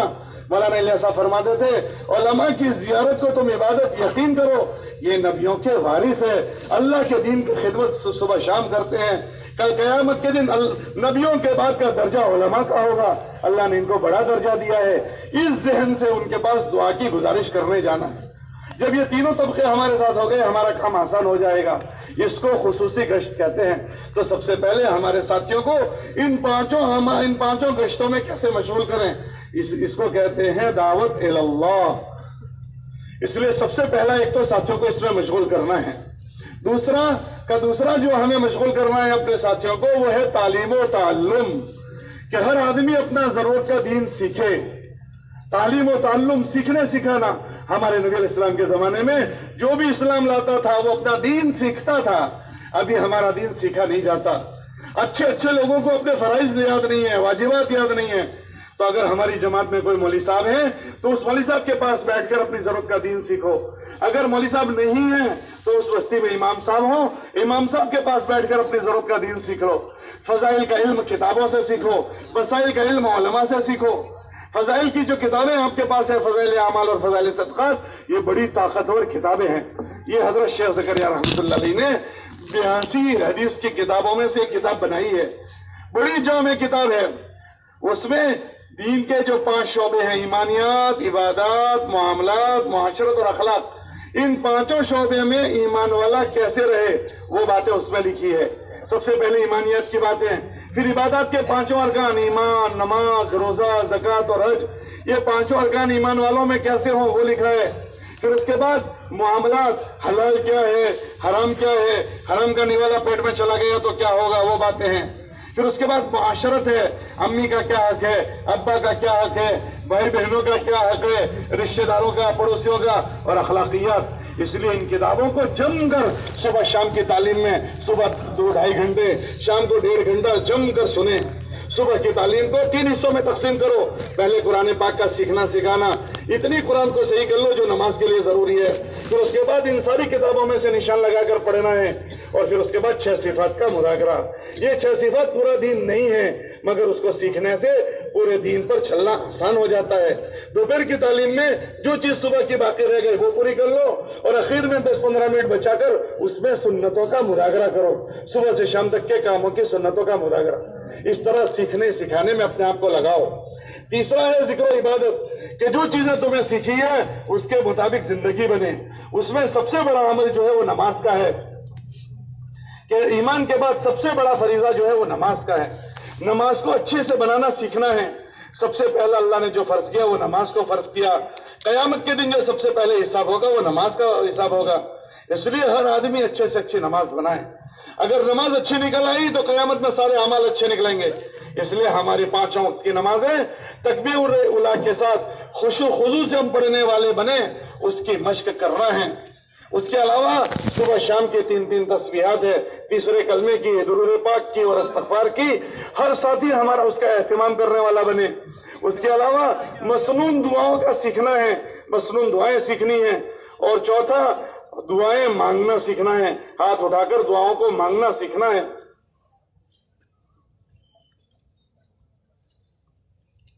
دعاؤں کے ہم عادی بنے۔ یہ جو تیسری چیز ہے ذکر و عبادت، اس میں اپنے ساتھیوں کو ہم مشغول کریں۔ ہمارے ساتھی دعا والے بنے، ہمارے ساتھی سنت طریقوں والے بنے، ہمارے ساتھی آہوزاری والے بنے، مسنون دعاؤں والے بنے۔ یہ اس کی مشق کرنی ہے۔ یہ 3 چیزیں ہوئی۔ چوتھی چیز جو اللہ کے راستے میں جو حضور کی مسجد کا عمل ہے وہ ہے خدمت۔ اس میں اپنے ساتھیوں کو مشغول کرنا ہے۔ بھائی خدمت کا کیا مطلب؟ کہ ہر آدمی اللہ کے راستے میں نکلا ہوا ہے، ہر آدمی اپنی ذات کی خدمت خود کرے، کسی پر ہم بوجھ نہیں بنیں گے۔ ہمارے نبی علیہ السلام اپنا کام خود کرتے تھے، کسی سے نہیں لیتے تھے۔ ہم اپنا کام خود کریں۔ ایک اپنی ذات کی خدمت، دوسرا اپنے ذمہ دار کی خدمت۔ اپنے ذمہ دار کی خدمت کیا کرو گے؟ سر میں تیل ڈالو گے، پیر دباؤ گے، یہ بیماری شروع نہیں کرنی ہے، یہ خدمت نہیں کرنی ہے۔ جو جسم کی خدمت لیتا ہے تو وہ خراب ہو جاتا ہے، اور دوسروں کی کرو گے تو بیچارہ وہ خراب ہو جائے گا۔ یہ پیر دبانا، سر میں مالش کرنا، یہ بیماری نہیں شروع کرنی۔ تو امیر کی خدمت کیا؟ کہ امیر کی خدمت یہ ہے کہ جو فکریں لے کر امیر صاحب چل رہے ہیں ان فکروں میں ہم ان کے مددگار بنیں۔ نقد جماعت بنانا ہے، مسجد وار جماعت بنانی ہے، ان کی فکروں میں ہم شریک ہو جائیں اور ان کے ہاتھ پیر بازو بنیں۔ تیسرا کام ہمارے ساتھیوں کی خدمت، کہ ساتھیوں میں کوئی کمزور پڑتا ہو تو ان کا تعاون ہم کریں۔ اور چوتھا بستی والوں کی خدمت، کہ بستی والوں کی خدمت یہ ہے کہ ہم مسجد میں رہتے ہیں، ہمارا یہ پورا سفر مسجدوں میں ہوگا، تو ہم مسجد میں احتیاط سے رہیں۔ یہ اللہ کے گھر ہیں، مسجد میں سوائے اعتکاف کرنے والوں کے کسی کو ٹھہرنے کی اجازت نہیں ہے۔ کوئی وہاں کھائے گا نہیں، کوئی پیے گا نہیں۔ اس لیے ہم کو بھی یہ حکم ہے کہ جماعتیں بھی اعتکاف کی نیت سے مسجدوں میں رہے گی۔ ہم اعتکاف کی نیت سے رہیں، یہ اللہ کا گھر ہے، اس کو خراب نہ کریں، بلکہ مسجد کو اتنی اچھی چھوڑیں کہ بستی والے ہم سے خوش ہو جائیں۔ جس حال میں ہم نے مسجد کو پایا، اس جاتے ہوئے اس سے اچھے حال میں مسجد کو چھوڑ کر جانا۔ ان 4 عملوں میں اگر اپنے ساتھیوں کو مشغول کیا تو ہمارے ساتھیوں کی تربیت ہو جائے گی۔ تو کرو گے انشاءاللہ۔ ایک دعوت اللہ میں، دوسرا تعلیم و تعلم میں، تیسرا ذکر و عبادت میں، اور چوتھا خدمت میں۔ اور اللہ کے راستے میں نکل کر 4 کاموں میں کم سے کم وقت لگانا، تاکہ تمہارا وقت ان کاموں کے لیے بچ جائیں۔ اگر تم نگرانی نہیں کرو گے تو یہ 4 کاموں میں وقت زیادہ لگ جاتا ہے۔ ایک کھانے اور پینے میں۔ کھانا ضرورت کی چیز ہے، اس کو سلوٹوں میں کھا لو۔ اس میں ایسا نہ ہو چائے کی پیالی پہ پینے بیٹھے تھے، باتیں شروع ہو گئی، آدھا گھنٹہ چلا گیا۔ کھانے بیٹھے تھے، باتیں شروع ہو گئی، 1 گھنٹہ چلا گیا۔ کہ کھانے میں، پینے میں اور آرام میں 6-7 گھنٹے رات 6 گھنٹے رات کو سو لیے، 1-8 گھنٹہ قیلولہ کے لیے سے دن میں سو لینا۔ اللہ کے نبی نے فرمایا دوپہر میں تھوڑا سو لو تاکہ رات کے اٹھنے میں تمہیں طاقت ملے۔ 6-7 گھنٹے 8 گھنٹے بہت ہو گئے، باقی کام کرنا ہے۔ اگر سوتے رہو گے تو کام کب کرو گے؟ نقد جماعت کب بناؤ گے؟ گھر گھر پھرنے کا کام کب کرو گے؟ ہر بستی سے نقد جماعت کب بناؤ گے؟ اس لیے کھانے میں، پینے میں اور آرام میں اور اپنی جائز ضرورتوں کے پورا کرنے میں کہ کم سے کم وقت ہمارا لگے، ورنہ اسی میں ہمارا ٹائم چلا جائے گا۔ اور اللہ کے راستے میں نکل کر 4 کام بالکل نہیں کرنے ہیں، 4 کام بالکل نہیں کرنے ہیں۔ اگر یہ سب چیزیں کرنے کی کرو گے اور نہیں کرنے کی سے بچو گے تو بنو گے، ورنہ بجائے بننے کے بگڑیں گے۔ کہ 4 کام نہیں کرنے، وہ کیا نہیں کرنے ہیں؟ کہ ایک زبان کا سوال نہیں کرنا ہے۔ ہم اپنی جان و مال کے ساتھ گئے ہیں تو ساری ضرورت ہم اپنی لے کر گئے ہیں، ہم کسی سے سوال نہیں کریں گے۔ اسی لیے میں نے شروع میں کہا ہم ایک مسجد سے دوسری مسجد، ایک بستی سے دوسری بستی جائیں گے تو ہم ایک وقت کا کھانا بھی ساتھ لے کر جائیں گے تاکہ ہمیں یہ امید ہو بستی والے آ کر دعوت دیں۔ تو ہم زبان کا سوال نہیں کریں گے۔ جو آدمی مال بڑھانے کے نیت سے سوال کرتا ہے اللہ اس کے اوپر فقیری کا دروازہ کھول دیتا ہے، اس لیے سوال نہیں کریں گے زبان کا۔ دوسرا، دل کا سوال نہیں کریں گے۔ دل کا سوال کیسا ہوتا ہے؟ وہ بھائی چائے کی لاری پر کھڑے ہیں، ان کی ملاقات کرنے کی ہے، چلو وہیں چلے جاتے ہیں، ملاقات بھی ہو جائے گی، وہ چائے بھی پلا دے گا۔ کیا یہ دل کا سوال ہو گیا؟ دل کا سوال نہ کریں، اس کو اشراف کہتے ہیں، دل سے جھانکنا کا۔ زبان کا سوال نہیں، دل کا سوال نہیں۔ تیسرا، فضول خرچی نہیں کریں گے۔ فضول خرچی کا مطلب 4 آنے میں کام ہوتے ہیں تو 30 پیسے خرچہ نہیں کریں گے۔ 15 آدمیوں میں ایک دودھ کی تھیلی کافی ہے تو دوسری تھیلی نہیں لائیں گے۔ تو جتنی ضرورت ہے اسی میں ہم اپنا گزارا کریں گے، بقدر کفاف پر ہم راضی ہو جائیں گے۔ فضول خرچی کرنے والا شیطان کا بھائی ہے، اس لیے فضول خرچی نہیں کریں گے۔ اور چوتھی چیز جو جماعت میں نکل کر نہیں کرنی ہے وہ چوتھی چیز، اپنے ساتھیوں میں سے کسی کی کوئی چیز اس کی بغیر اجازت کے استعمال نہیں کریں گے۔ یہ جھگڑے کی چیز ہے۔ اس کی بغیر رضا کے تولیہ استعمال کر لیا، اس کی بغیر اجازت کے صابن استعمال کر لیا، یہ جھگڑے کی چیز ہے، یہ نہیں کریں گے۔ اور اللہ کے راستے میں نکل کر 4 چیزیں بالکل نہیں بولیں گے۔ اللہ کے راستے میں نکل کر 4 چیزوں کو بالکل نہیں بولیں گے، زبان پر پٹی لگا دیں گے، تالا لگا دیں گے۔ 4 چیزیں نہ انفرادی میں بولیں گے آپس کی مجلسوں میں، نہ اجتماعی میں بولیں گے۔ وہ 4 چیزیں کیا؟ کہ سب سے پہلے ہم پالیٹکس کو نہیں بولیں گے، سیاست کو نہیں بولیں گے، حکومت کیا کر رہی ہے، فلاں پارٹی کیا کر رہی ہے، کون کیا کر رہے ہیں، ہم نہیں بولیں گے۔ انفرادی میں بھی نہیں بولیں گے اور اجتماعی میں بھی نہیں بولیں گے۔ ہم کیا بولیں گے؟ کہ زمین کے نیچے کی بولیں گے اور آسمان کے اوپر کی بولیں گے۔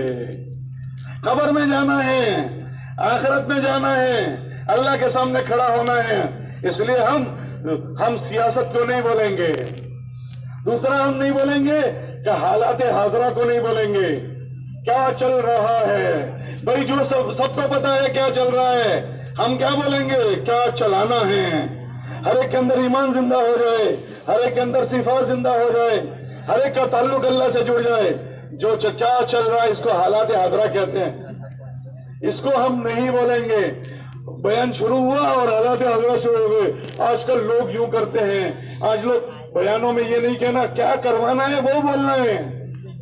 ایک مرتبہ ہمارے وہاں مستورات میں بیان ہوا، مستورات نے گھر میں آ کر کہا آج بیان ہوا ہے۔ اللہ بھائی روز کرتے ہیں، وہ کیا جھکماری ہوتی ہے؟ تو آج بیان ہوا ہے۔ تو آج ایسا کیا بیان تھا تم یوں کہتے ہو آج بیان ہوا ہے؟ تو کہنے لگے کہ آج کے بیان میں یہ تھا کہ آج کے متکلم نے ہم کو یہ سنایا کہ عورتیں کیا کیا کر سکتی ہے، وہ سنایا۔ دوسرے متکلم آتے وہ یوں کہتے ہیں تم عورتیں ایسا کرتی ہو، تم عورتیں ایسا کرتی ہو، تم عورتیں، وہ ہم کو ان سے زیادہ خبر ہے ہم کیا کیا کرتے ہیں۔ آج کے متکلم نے یہ بتایا کہ تم عورتیں کیا کیا کر سکتی ہو، یہ بتایا۔ تو ہمیں جو کروانا ہے وہ بولیں گے، امراض امت نہیں بولیں گے۔ حضرت عمر فرماتے تھے رضی اللہ عنہ کہ یہ امراض کو تم بولنا بند کر دو، خود دفن ہو جائیں گے۔ امیت الباطل بترک ذکرہ، ہم بول کر اس کو زندہ کر دیتے ہیں، اس کو بولنا بند کر دو یہ مر جائے گا۔ تو امراض امت کو نہیں بولیں گے، حالات حاضرہ کو نہیں بولیں گے، کیا چل رہا ہے وہ نہیں بولیں گے، امراض امت کی بیماریوں کو نہیں بولیں گے، سیاست کو نہیں بولیں گے، حالات حاضرہ کو نہیں بولیں گے، امراض امت کو نہیں بولیں گے۔ اور چوتھی چیز، مسئلے مسائل نہیں بتائیں گے۔ ہم مفتی صاحب نہیں بن جائیں گے، ہم مولانا صاحب نہیں بن جائیں گے، ہم مفتی صاحب نہیں ہیں، ہم مولوی صاحب نہیں ہیں کرسی پر بھی نہیں بتائیں گے، انفرادی میں بھی نہیں بتائیں گے. کوئی بستی ہماری پاکی ناپاکی کی کوئی چیز سیکھنی ہے، ہماری جماعت میں مولوی صاحب ان سے سیکھیں گے، یا بستی میں مولوی صاحب ان سے سیکھیں گے. اور اگر کوئی بستی والا ہم سے پوچھنے آئے، ہم بستی کے علماء کے پاس بھیج دیں گے. اگر جماعت میں کوئی عالم ہے وہ بھی اس کا خیال کریں کہ وہاں کا عرف کیا ہے ہمیں نہیں پتا ہے، وہاں اس واقعے کے پیچھے کیا پیش آیا ہے ہمیں نہیں پتا ہے. تو ہم کوئی مسئلہ ہو تو بستی کے علماء کی طرف رجوع کروا دیں. ہم اور خصوصاً عمومی ساتھی تو کبھی بھول سے بھی نہ انفرادی میں نہ اجتماعی میں ہم مفتی صاحب نہیں بنیں گے، ہم مسئلے مسائل نہیں بتائیں گے. ان چار چیزوں کا ہم خیال کریں کہ چاروں چیزیں ہمیں نہیں بولنا ہے. پھر ظہر کی نماز کا وقت ہو جائے، مشورہ تمہارا ہو گیا، بستی والے آئیں، تعارف بات کرو، ہم کون ہیں اور کیوں آئے ہیں. تو یہ نہیں ہم کون ہیں، ہم فلاں صاحب ہیں، چنا چنی، یہ نہیں، بلکہ یوں گول گول کرو. بھائی ہماری جماعت میں بھی حافظ صاحب بھی ہیں، مولانا صاحب بھی ہیں، تاجر صاحب بھی ہیں. لوگ یہ سمجھتے ہیں تبلیغ والے نیورے ہیں اس لیے نکل پڑے ہیں. تو ان کو گول گول تعارف کرواؤ کہ ہمارے ساتھی سب نیورے نہیں ہیں، یہ سب بھی کاروبار والے ہیں. تو ان کو پتہ چلے کہ جماعت کی کیا استعداد ہے تاکہ اس سے کام لے. تو اس طرح سے ان کا تعارف کروا کر کہ بھائی ہم یہ چاہتے ہیں اس بستی میں یہ خیر کیسے زندہ ہو جائے، اس فکر کو ہم لے کر آئے ہیں. آپ اگر ہمارے ساتھ فکروں میں شریک ہو گئے تو آپ اللہ کے دین کے مددگار کہلاؤ گے اور ہماری بستی میں کام آسان ہو جائے گا. اس طرح تعارف کی بات کر کے ان سے اپنا تعاون مانگیں، ان کو اپنی محنت میں شریک کریں. پھر اثر کے ظہر کے بعد کی تعلیم کر لو. اثر کے بعد اگر گشت ہے تو گشت کر لو. گشت کا عمل نہیں، ملاقاتوں کا عمل ہے، تو مختصر بات کر کے ساتھیوں کو ملاقاتوں میں بھیجو، کیونکہ ہمیں نقد جماعت بنانی ہے، تشکیلی محنت کرنی ہے. مغرب کے بعد عمومی گشت کر رہے ہیں تو آداب گشت بیان کرو، آداب گشت مختصر بیان کر کے جماعتیں بناؤ. کوشش کرو کہ اگر کوئی حرج نہیں ہے تو 10-10 آدمیوں کی جماعت بناؤ گشت کی. ہاں اپارٹمنٹ ہے، تنگ گلیاں ہیں، بازار ہیں، تو 3 کی 5 کی 7 کی جتنی ضرورت ہو اتنی بناؤ. اور کوئی حرج نہ ہو تو 10-10 کی بناؤ. مولانا اشرف رحمۃ اللہ علیہ کے بیان میں 10-10 کی جماعتیں بناؤ. اس طرح جماعت بنا کر گشت کریں. پھر عشاء کے بعد عمومی بیان کرو. عمومی بیان 6 نمبر کے دائرے میں مختصر کرو، پھر تشکیل کرو. دن بھر آپ نے ماشاءاللہ محنت کی ہے، اب تشکیل کرو نقد جماعت کی. جب نقد جماعت تم نے دن بھر محنت کی ہے نا تو انشاءاللہ نقد جماعت بنے گی. ابھی ایک جماعت کا خط آیا ہے، اس جماعت نے 2 مہینے ہوئے ہیں، 4 مہینوں میں سے 2 مہینے ہوئے ہیں. 2 مہینے میں انہوں نے 50 جماعتیں 3 دن کی اور 11 جماعتیں چلے کے وصول کر لی. تو ہر بستی سے نقد جماعت بنانا، نیورے مت بیٹھنا. اور جب رات کو تشکیل ہو جائے تو پھر رات کو ان کے بستر وصول کر لو، صبح میں ان کو وصول کر لو اور روانگی کی بات کر کے روانہ کرو. ہر بستی سے نقد جماعت بناؤ.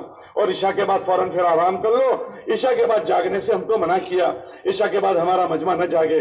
اللہ کے نبی علیہ السلام نے فرمایا لا، جس کا مفہوم ہے لا سمورۃ بعد العشاء، عشاء کے بعد کوئی مجلس نہ لگاؤ، فوراً سو جاؤ اور اخیر رات میں اٹھ جاؤ. رات کا شروع کا نیند بڑی اچھی ہوتی ہے. جو آدمی صبح کی اس پہلی نیند میں سو جاتا ہے وہ بیمار نہیں پڑتا، وہ صحت مند رہتا ہے، صحت مند. اس لیے پہلی رات کو سو جاؤ عشاء کے بعد. آپ کو نہیں، یہ جو شادیاں کرتے ہیں نا، ان شادیوں کرنے والوں کو بھی یہ حکم ہے کہ اللہ کے نبی علیہ السلام کی سنتوں میں یہ ہے کہ دلہا پہلی رات میں سو جائے اور اپنی ضرورت بھی آخری رات میں پوری کرے. کیوں کہتے ہیں کہ آخری رات کا نطفہ طاقتور ہوتا ہے کہ پہلی رات میں دلہا بھی سو جائے. کہ جب دلہے جیسے دلہے کو سونے کا حکم ہے تو ہم کو نہیں سو جانا چاہیے. تو پہلی رات میں سونے کا حکم ہے. اکثر لوگ پہلی رات میں غفلت کرتے ہیں اور جس کی نیند آخر رات تو اٹھنے کے لیے ہوتی ہے، پہلی رات سونے کے لیے ہوتی ہے. اگر پہلی رات جو سو جاتا ہے اس کے جسم کی نیند پوری ہو جاتی ہے. اللہ نے نیند کو سکون کا ذریعہ بنایا، یہ صحت مند آدمی ہو جاتا ہے. اور جو راتوں کو جاگتے ہیں آپ دیکھنا ان کے گھر میں ڈائبٹیز کے مہمان آتے ہیں، شوگر کے مہمان آتے ہیں اور بلڈ پریشر کے مہمان آتے ہیں. قسم قسم کے مہمان ان کے وہاں بہت جلدی آ جاتے ہیں.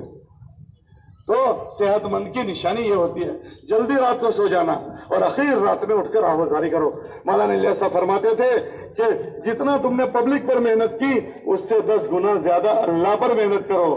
تو ہم آخر رات میں سوئیں گے تو جلدی اٹھیں گے، شروع رات میں سوئیں گے تو اٹھیں گے، ورنہ کیسے اٹھ پائیں گے.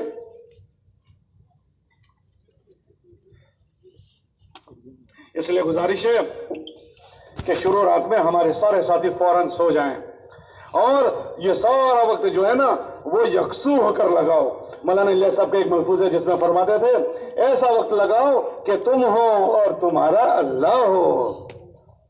تو یوں ملفوظ میں یہ ہوئے ایک ایسی دنیا قائم کرو کہ تم ہو اور تمہارا اللہ ہو، کہ اس سفر میں ہم اللہ کو ساتھ لے کر جائیں، باقی سب کو گھروں پر چھوڑ کر جائیں۔ ہم سفر کی دعا پڑھتے ہیں، اللہم انت الصاحب فی السفر، اے اللہ سفر میں تو ساتھی دار بن جا، والخلیفۃ فی الاہل، اے اللہ گھر والوں میں خلیفہ بن جا۔ تو اب وہاں جا کر گھر والوں کی ہم خیریت نہ پوچھیں، گھر والوں کی خیریت تو ہم نے اللہ کے حوالے کر دی ہے، اللہ جو نگرانی کرے گا ہم نہیں کر سکتے ہیں، اس لیے 4 مہینے ہم گھر والوں کو اللہ کے حوالے کر کے جا رہے ہیں، تو اسی کے حوالے رہنے دیں۔ اس لیے یکسو ہو جاؤ، یہ دل کو اللہ کے غیر سے خالی کر دو، اور اللہ سے خالی کرنے کے لیے یکسو ہونا پڑے گا۔ پہلے زمانے میں جماعت جاتی تھی تو اس کو یوں کہتے تھے کہ جماعت میں جاؤ تو وہاں سے تم کاغذ لکھو، خط لکھو، تو خط میں ایڈریس مت لکھو کہ تم کہاں ہو، کیونکہ گھر والے خط کا جواب دیں گے، تو خط کے جواب میں امی کے حالات، ابا کے حالات، گھر کے حالات لکھیں گے تو تم پریشان ہو جاؤ گے، تو تمہارا نکلنا بیکار ہو جائے گا، پریشانی والا ہو جائے گا، تو ایڈریس بھی مت لکھو، ایسا کہتے تھے۔ اب تو ہمارے پاس وہ موبائل آ گیا ہے، وہ موبائل نے ہماری یکسوئی ختم کر دی۔ اب تو موبائل کا ایسا چسکا لوگوں کو لگ گیا کہ نماز میں بھی رنگ بند نہیں کرتے، مسجد میں بھی نہیں کرتے، سلام پھیرنے کے بعد تسبیح پڑھنے کی ہوتی ہے، سبحان اللہ سبحان اللہ سبحان اللہ، یہ پڑھنے کی ہوتی ہے، اس کو وہ تو پڑھتا نہیں، نماز کے بعد موبائل نکال کر دیکھتا ہے کون کس کا فون تھا۔ ہماری گت ماری گئی ہے، ہماری نصیب مر گیا ہے۔ عبداللہ ابن مسعود رضی اللہ تعالیٰ عنہ کا مفہوم کا اثر ہے، وہ فرماتے تھے اے لوگوں تمہارے کوئی امپورٹنٹ مسائل ہو نا اس کو پینڈنگ چھوڑ دو، جب فرض نماز پوری ہو اس کے بعد اس مسئلے کو اللہ کے سامنے رکھ دو، اللہ کے سامنے رکھو، فرض نمازوں کے بعد تمہاری دعائیں قبول ہوتی ہے۔ ہم وہ دعائیں مانگنا بھول گئے۔ احملوا حوائجکم الی المکتوبات، عبداللہ ابن مسعود فرماتے ہیں اپنی اہم ضروریات کو فرض نمازوں کے پیچھے رکھو، تو اس کے بعد مانگو، اللہ تمہاری رجوعاتوں کو قبول کرے گا۔ تسبیح پڑھنا چلا گیا، دعائیں مانگنا چلا گیا، ایسے بھاگتے ہیں جیسے مسجد کاٹتی ہو۔ مسجد ایمان والے کے لیے ایسی ہے جیسے مچھلی کے لیے پانی، اور مسجد منافقین اور ان کے لیے بتایا، ان کے نفاق والوں کے لیے بتایا یا دوسروں کے لیے بتایا، ایسا مسجد میں وہ ایسا ہوتا ہے جیسے مچھلی بغیر پانی کے تڑپتی ہے۔ تو ایسا نہیں، ہم اپنے آپ کا دل لگائیں، مسجد میں آنے والوں کے ایماندار ہونے کی گواہی دو، مسجد میں سے نہ بھاگیں۔ اس لیے یکسوئی سے لگاؤ۔ جب موبائل ساتھ میں ہوگا نا تو تم دعا مانگو گے، گھنٹی بجے گی، دعا میں دھیان نہیں رہے گا، موبائل میں چلا جائے گا، اور تلاوت میں بیٹھے ہوں گے اور گھنٹی بجے کی تلاوت میں سے دھیان موبائل میں چلا جائے گا، اور گشتوں میں موبائل میں چلا جاؤ گے، تعلیم میں موبائل میں چلے جاؤ گے، یکسوئی ختم ہو جائے گی۔ ایسا وقت لگاؤ اس خروج میں تمہاری دوستی اللہ سے ہو جائے، اس لیے یکسو ہو کر لگاؤ، یکسو ہو کر لگاؤ گے بھائی، اور دعاؤں کا اہتمام کریں، خوب جم کر دعائیں مانگو گے انشاءاللہ۔ باقی جو مجمع ہمارا واپس جا رہا ہے کسی وجہ سے اس وقت ابھی نہیں جا پا رہا، وہ اللہ سے معافی مانگیں کہ اللہ یہ مبارک زندگی ہمارے بھی سیکھنے کی تھی، ہم نہیں سیکھنے ابھی نہیں جا سک پا رہے، اللہ تو ہمیں معاف فرما، اور جلدی سے جلدی تو ہمیں اس کی توفیق دے، اور اللہ ہمیں بھی اپنے وقتوں کو فارغ کر کے جانے کی توفیق دے تاکہ یہ مبارک زندگیاں ہم بھی سیکھیں، ورنہ ہم اپنے پیروں پر کلہڑی مار کر اس دنیا سے جائیں گے۔ اس لیے نیت کرو کہ انشاءاللہ جو واپس جانے والا مجمع ہے وہ جلدی سے جلدی اپنی ترتیب بنا کر انشاءاللہ ہم بھی 4 مہینے جلدی جائیں گے۔ بھائی سب نیت کرتے ہو؟ کون کون نیت کرتا ہے جلدی جلدی ہم 4 مہینے جائیں گے؟ اللہ توفیق سے قبول فرماوے۔ باقی جب تک تم نہیں جا سکتے ہو کیا کرو گے؟ یہاں اجتماع میں جو 2 دن آپ نے مذاکرے سنے ہیں ان مذاکروں کو اپنی زندگی میں داخل کرنے کی مشق کرو۔ ہم آپ کو دنیا چھڑانا نہیں چاہتے، ہم آپ کے کاروبار کو چھڑانا نہیں چاہتے۔ اللہ کے نبی علیہ السلام کے صحابہ اس دنیا میں ہم سے زیادہ مشغول تھے، ہم سے زیادہ، ہم تو چھوٹی سی دکان والے ہیں، ہم تو تھوڑے کاروبار والے ہیں۔ حضرات صحابہ کی حکومت 3 کھنڈ پر تھی، 3 کھنڈ پر، 3 بر اعظم پر۔ 3 بر اعظم کس کو کہتے ہیں؟ آدھی دنیا پر تھی۔ اتنی تیزی کے ساتھ انہوں نے دنیا فتح کی۔ حضرت عمر کے زمانے کے صحابہ فرماتے ہیں کہ ہم 2 جمعہ ایک شہر میں نہیں پڑھتے تھے، ایک جمعہ ایک شہر میں، پھر ایک ہفتے میں دوسرا نیا شہر فتح کر کے دوسرے جمعہ وہاں پڑھتے تھے۔ اتنی تیزی کے ساتھ اسلام پھیلا۔ پھر اس میں صحابہ گورنر بنے، قاضی بنے، مسٹر اور منسٹر بنے، یہ بڑے بڑے عہدوں پر تھے۔ 3 کھنڈ کے راجا تھے، 3 کھنڈ کے راجا، لیکن ان کو یہ دنیا کی مشغولی اللہ سے غافل نہیں کر سکی۔ بڑے بڑے تاجر تھے، اسلام سے پہلے ان کی تجارتیں دنیا سے تھی، امپورٹ ایکسپورٹ کرتے تھے، تو دنیا میں بھی ہم سے زیادہ مشغول تھے۔ کاروباری گھریلو مسئلوں میں ہم سے زیادہ مشغول تھے۔ ہماری تو ایک بیوی ہوتی ہے ان کی اکثر کی 4 تھی، تو سچ بتاؤ 1 میں زیادہ مشغولی ہے 4 میں زیادہ مشغولی؟ اور ہمارے تو 2 5 10 ہوتے ہیں، اور ان کے ایک صحابی فرماتے ہیں 150 کو تو میں اپنے ہاتھوں سے دفن کر چکا ہوں۔ تو ہم سے زیادہ مشغولی ہوئی، ہم اس مشغول زندگی میں اللہ کا جو حق تھا وہ انہوں نے کیا۔ اللہ کا دین کیا ہے کہ ہر عمل کو جو ہم کر رہے ہیں اس کو اس میں اللہ کا حکم دیکھنا، اس میں نبی کا طریقہ دیکھنا، تو یہ دین بن جاتا ہے۔ ہمارا استنجا کرنا دین بن جاتا ہے۔ تو جو ہم کام کرتے ہیں اس کو علماء سے پوچھ کر سنت طریقوں پر کریں، کہ پوچھ کر کریں، سنت طریقے پر کریں، یہ دین بن جائے گا۔ اس لیے گزارش ہے کہ اس کو سنت طریقے پر کریں۔ اور سب سے بڑا جو چیز ہے کہ وہ ہم ایمان والے ہیں، کلمے پر جینا ہے اور کلمے پر مرنا ہے۔ حضرت عمر فرماتے تھے جیسا جیو گے ایسے مرو گے، کما تحیون تموتون وکما تموتون تبعثون او تحشرون۔ اچھا جینے کے لیے مسجد کے ماحول میں آ جاؤ، مسجد ایمان والوں کی جگہ ہے۔ نمازیں کسی حال میں نہ چھوڑو، فرض ایمان کے بعد سب سے بڑا فریضہ فرض نمازیں ہیں۔ فرض نمازیں ہماری کسی حال میں نہ چھوٹے۔ فرض نماز کل قیامت کے دن سب سے پہلے نمازوں کا حساب ہوگا، جس کی نمازیں پوری اس کا کام پورا ہو جائے گا۔ اس لیے پورا مجمع نیت کریں کہ فرض نمازیں کسی حال میں نہیں چھوڑیں گے۔ بھائی سب نیت کرتے ہو، اور نمازیں سیکھ کر پڑھو، ڈیزائن والی نہیں۔ آج تو ساری مسجدیں کرسیوں سے بھر گئی ہے۔ فرض نماز میں قیام فرض ہے، علماء سے پوچھنا پڑے گا، علماء سے مسئلہ پوچھنا پڑے گا، کیا میں بیٹھ کر کرسی پر نماز پڑھ سکتا ہوں؟ جس کو علماء شریعت کی روشنی میں بتائیں وہ بیٹھ کر پڑھیں۔ ہمارے وہاں تو ذرا کچھ ہوا کرسی، ذرا کچھ ہوا کرسی۔ کرسی فیشن بن گئی ہے اور کرسی ڈیزائن بن گئی ہے، اور جو معذور نہیں ہے، جس کو شریعت اجازت نہیں دیتی، اگر ایسا آدمی کرسی پر نماز پڑھے گا، علماء سے پوچھو کیا اس کی نماز ہو جائے گی؟ اس لیے نمازوں کو سیکھ کر پڑھیں۔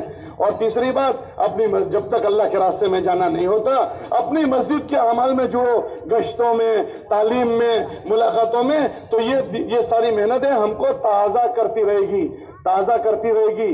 جیسے موبائل چارج ہوتا رہتا ہے، ایسے ہم بھی تازہ ہوتے رہیں گے۔ ہمارے ایمان کے متعلق یوں آیا، ایمان بڑھتا بھی ہے اور ایمان گھٹتا بھی ہے۔ جب اس کی محنت ہوتی ہے تو بڑھ جاتا ہے، اور جب محنت چھوٹتی ہے تو گھٹ جاتا ہے، اور جب گھٹتا ہے تو آدمی نہ کرنے کی چیزیں کرتا ہے۔ اس لیے بھرپور کوشش کریں کہ اپنے ایمان کو تازہ کرتے رہیں۔ تو اس لیے مسجد کے اعمال میں جڑیں، اس کے ذریعے سے تازگی ملتی رہے گی۔ گشتوں میں جڑیں اور کم سے کم مہینے میں 3 دن جایا کریں، اس سے تازگی ملتی رہے گی۔ تو 3 دن جاؤ گے انشاءاللہ۔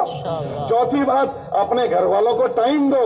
ہم اپنے گھر والوں کو وقت نہیں دیتے، خاص کر عشاء کے بعد گھروں میں چلے جاؤ اور اپنے گھروں والوں کو وقت دو۔ دن بھر ہم پتہ نہیں کہاں مشغول ہوتے ہیں، یہ وقت گھر والوں کو ہم دیں۔ گھر والوں کو، ہمارے نبی علیہ السلام خاتم النبیین ہیں، روزانہ اپنے گھر والوں کو وقت دیتے تھے۔ اپنی ازواج مطہرات، ان کی باریاں بنی ہوئی تھی، ایک دن اس کے پاس، دوسرے دن دوسری کے پاس، تیسرے دن تیسری کے پاس، اس طرح باری بنی ہوئی تھی، لیکن اس کے باوجود بھی روزانہ اشراق کی نماز کے بعد صرف خیریت پوچھنے کے لیے ساری گھر والیوں کے پاس جاتے تھے۔ میری گزارش ہے ہم اپنے گھر والوں کو وقت دیں، اپنے گھر والوں کو، بچوں کو وقت دیں۔ ہم اپنے گھر والوں اور بچوں کو وقت نہیں دیتے، رات دیر سے گھروں میں جاتے ہیں، تب بچے سو جاتے ہیں، اور جب ہم اٹھتے ہیں بچے چلے جاتے ہیں۔ ہمارے بچے ہماری محبتوں سے محروم ہو گئے۔ پھر ہم گھر میں جاتے ہیں، موبائلوں میں لگ جاتے ہیں، میں بھی موبائل میں، بیوی بھی موبائل میں، تو پھر بچے بھی موبائل میں۔ گھروں میں جاتے ہی موبائل کو رکھ دو، موبائل رکھ دو، یہ وقت بچوں کا ہے، اب بیوی کا ہے اس کو دو۔ اور آپ بیوی کو اوائڈ نہ کرو، اس کو نظر انداز نہ کرو۔ بیوی بن جائے گی، گھر بن جائے گا۔ ہمارے حضرت جی رحمۃ اللہ علیہ فرماتے تھے ایک مرد کا بننا ہے، اور ایک عورت کا بننا ایک گھرانے اور ایک نسل کا بننا ہے۔ یوں فرماتے تھے مرد کا دین دروازے کی چوکھٹ پر، اور عورت کا دین گھر کے اندر تک۔ عورت بن جائے گی، نسل بن جائے گی، نسل۔ ہم عام طور سے جب کسی سے پوچھتے ہیں بھائی تمہاری بھاشا کون سی ہے، تو ہم کیا پوچھتے ہیں؟ بھائی تمہاری ماترو بھاشا کون سی ہے؟ کوئی یہ نہیں پوچھتا تمہاری پترو بھاشا کون سی ہے، یہ پوچھتے ہیں تمہاری مدر ٹنگ کون سی ہے، کوئی یہ نہیں پوچھتا تمہاری فادر ٹنگ کون سی ہے۔ ہماری عربی میں پوچھتے ہیں تمہاری لغت الام کون سی ہے، مادری زبان۔ بچے ماں کی بولی بولتی ہیں، ماں جیسی ہوگی بچے ایسے بنیں گے۔ اپنی عورت کو اپنی فکروں میں شریک کرو۔ اللہ کے نبی علیہ السلام نے سب سے پہلے اپنی بیوی کو اپنی فکروں میں شریک کیا تھا۔ अम्मी जान खदीजा रज़ियल्लाहु ताला अन्हा को अपना पैगाम सुनाया, अपनी फिक्रों में अपनी घरवाली को शरीक किया है। इसलिए ये जो तुम मस्जिदों में बातें सुनते हो, दीन की बातें सुनते हो, उन फिक्रों में अपनी औरतों को शरीक करो, इन औरतों के साथ झगड़े ना करो। ये हमारा सबसे पहला रिश्ता है। दुनिया में अल्लाह ने सबसे पहले मियाँ बीवी के रिश्ते को बनाया, आदम और हव्वा को, और सबसे आखिरी रिश्ता जन्नत में जिसके साथ जाना है वो बीवियां हैं। वो झगड़े की चीज नहीं है। उसको अपनी फिक्रों में शरीक करने के लिए उसके साथ रवैये अच्छे बनाओ। हमारे नबी इस्लाम ने फरमाया अपनी घरवालियों के साथ रवैये अच्छे बनाओ। मामूली बात में हम उनसे झगड़े करते रहते हैं, पूरी जिंदगी कजियों में गुजर जाती है, कचकच में गुजर जाती है। जब उसकी फिक्रें ही हमारे साथ नहीं जुड़ेगी, हमारी गैर हाजिरी में वो हमारी बुराई अपने बच्चों से कहेगी कि देखा तेरे अब्बा को कैसी कैसी बातें कर रहा था, उसके और हमारे बीच में नफरत हो जाएगी। हम लोग एक मरतबा भी अमेरिका में थे एक जगह पर, तो वहां एक लड़का मिला, कहा मैं अपने बाप का अकलौता बेटा हूं, लेकिन मेरा जी चाहता है मैं अपने बाप का मर्डर कर दूं, मैं अपने आप को कत्ल कर दूं। मैंने कहा भाई क्या बात हो गई? कहा मेरा बाप जब घर में आता है वहशी बनकर आता है, मेरी मां से झगड़ता ही रहता है। इसलिए हमारे बच्चे छोटे छोटे देखते हैं, कुछ बोलेंगे नहीं, हमारी नफरत उनके दिलों में आ जाएगी। इसलिए घरवालियों के साथ झगड़े न करें और उनको मोहब्बत दें, मोहब्बत से उनके साथ पेश आए। हुजूर अलैहिस्सलाम उनको मोहब्बत देते थे, हम मोहब्बत दें। मोहब्बत का मतलब ये नहीं है कि उनको होटलों में लेकर जाएं, उनको बाजारों में लेकर जाएं, ये मोहब्बत नहीं है। ये तो हमने अपनी औरतों को ज़ाय कर दिया है। औरतों को अल्लाह ने घर में रखने के लिए बनाया है। वक़र्न फ़ी बुयूतिकुन्न, कि औरतें अपने घरों में टिकी रहेगी। आप अंदाजा करें औरतों को अल्लाह ने कितना छुपाया। अल्लाह ने कुरान में औरतों के बहुत सारे वाक़यात बयान किए हैं, नबियों की औरतों के, मगर किसी औरत का नाम तक नहीं लिया कि इतनी छुपाने की चीज है कि उसका नाम नहीं लिया। पूरे कुरान में सिर्फ एक औरत का जिक्र है, हजरत मरियम का। वो भी एक वजह से कि नसरानी लोगों ने ये कहा कि ईसा अलैहिस्सलाम अल्लाह के बेटे हैं, तो अल्लाह ने इसी वजाहत फरमाई कि ईसा अल्लाह के बेटे नहीं है, वो मरियम के बेटे हैं, क्योंकि उनके अब्बा नहीं थे। उनके अलावा किसी औरत का नाम नहीं लिया, कि नाम भी छुपाने की चीज है। हमारे हजरत फरमाते हैं औरत के कपड़े बालकनी में न लटकाओ। अगर बालकनी में लटके कपड़े देखेंगे तो लोगों की नजर जाएगी कि कपड़े ऐसे हैं, तो कपड़े पहनने वाली कैसी होगी। तो हमें इतनी छुपाने की चीज है, इसलिए हम इनको बाजारों में लेकर न जाएं, होटलों में लेकर न जाएं, और इन सब के साथ साथ हलाल ग़िज़ा खाएं, अपनी कमाइयों को पाक साफ करें।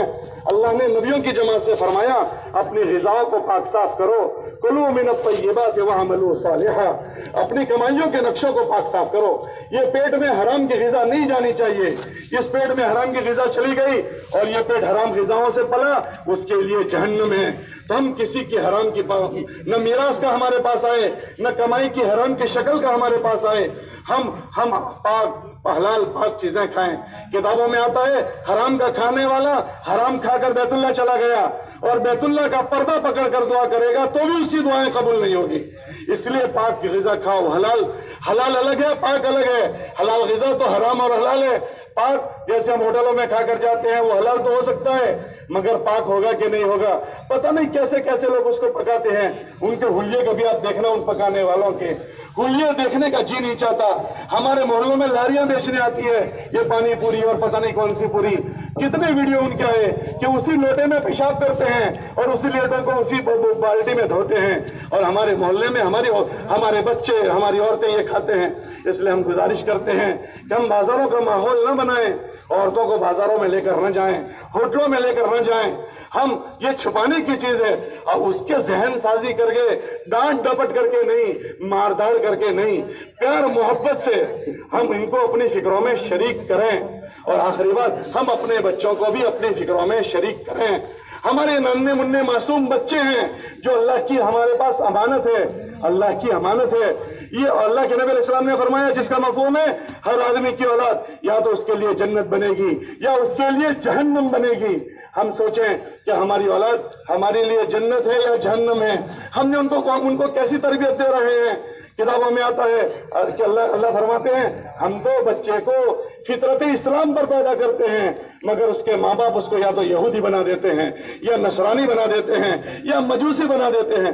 कुल्लु मौलूदिन यूलदु अलल फितरा फअबवाहु युहविदानिही औ युनस्सिरानिही औ युमज्जिसानिही औ कमा क़ाल।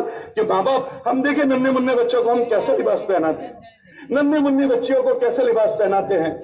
آپ ایسا سمجھتے ہیں ان لباس کا کوئی اثر نہیں پڑے گا؟ آپ اس کو اچھا مولوی صاحب والا لباس پہناؤ، بچہ مولوی صاحب والی اسٹائل کرے گا. اس کو آپ انگریزی لباس پہناؤ، وہ انگریزی والا لباس کا ایکٹنگ کرے گا. ایک بچی کو تم شلوار قمیص شریفوں کا لباس پہناؤ، وہ بچی دوپٹہ بھی مانگے گی. اور اس کو انگریزی لباس پہناؤ اور دوپٹہ پہناؤ گے تو وہ دوپٹہ اتارنے کی بات کرے گی. اس کے لباس کا اس پر اثر ہوا ہے. اس لیے گزارش ہے، پہلے ہماری مائیں گھروں میں بچوں کے لباس گھر میں بناتی تھی، وہ گھروں میں لباس بنوائیں اور گھروں کے لباس بچوں کو ہم پہنائیں.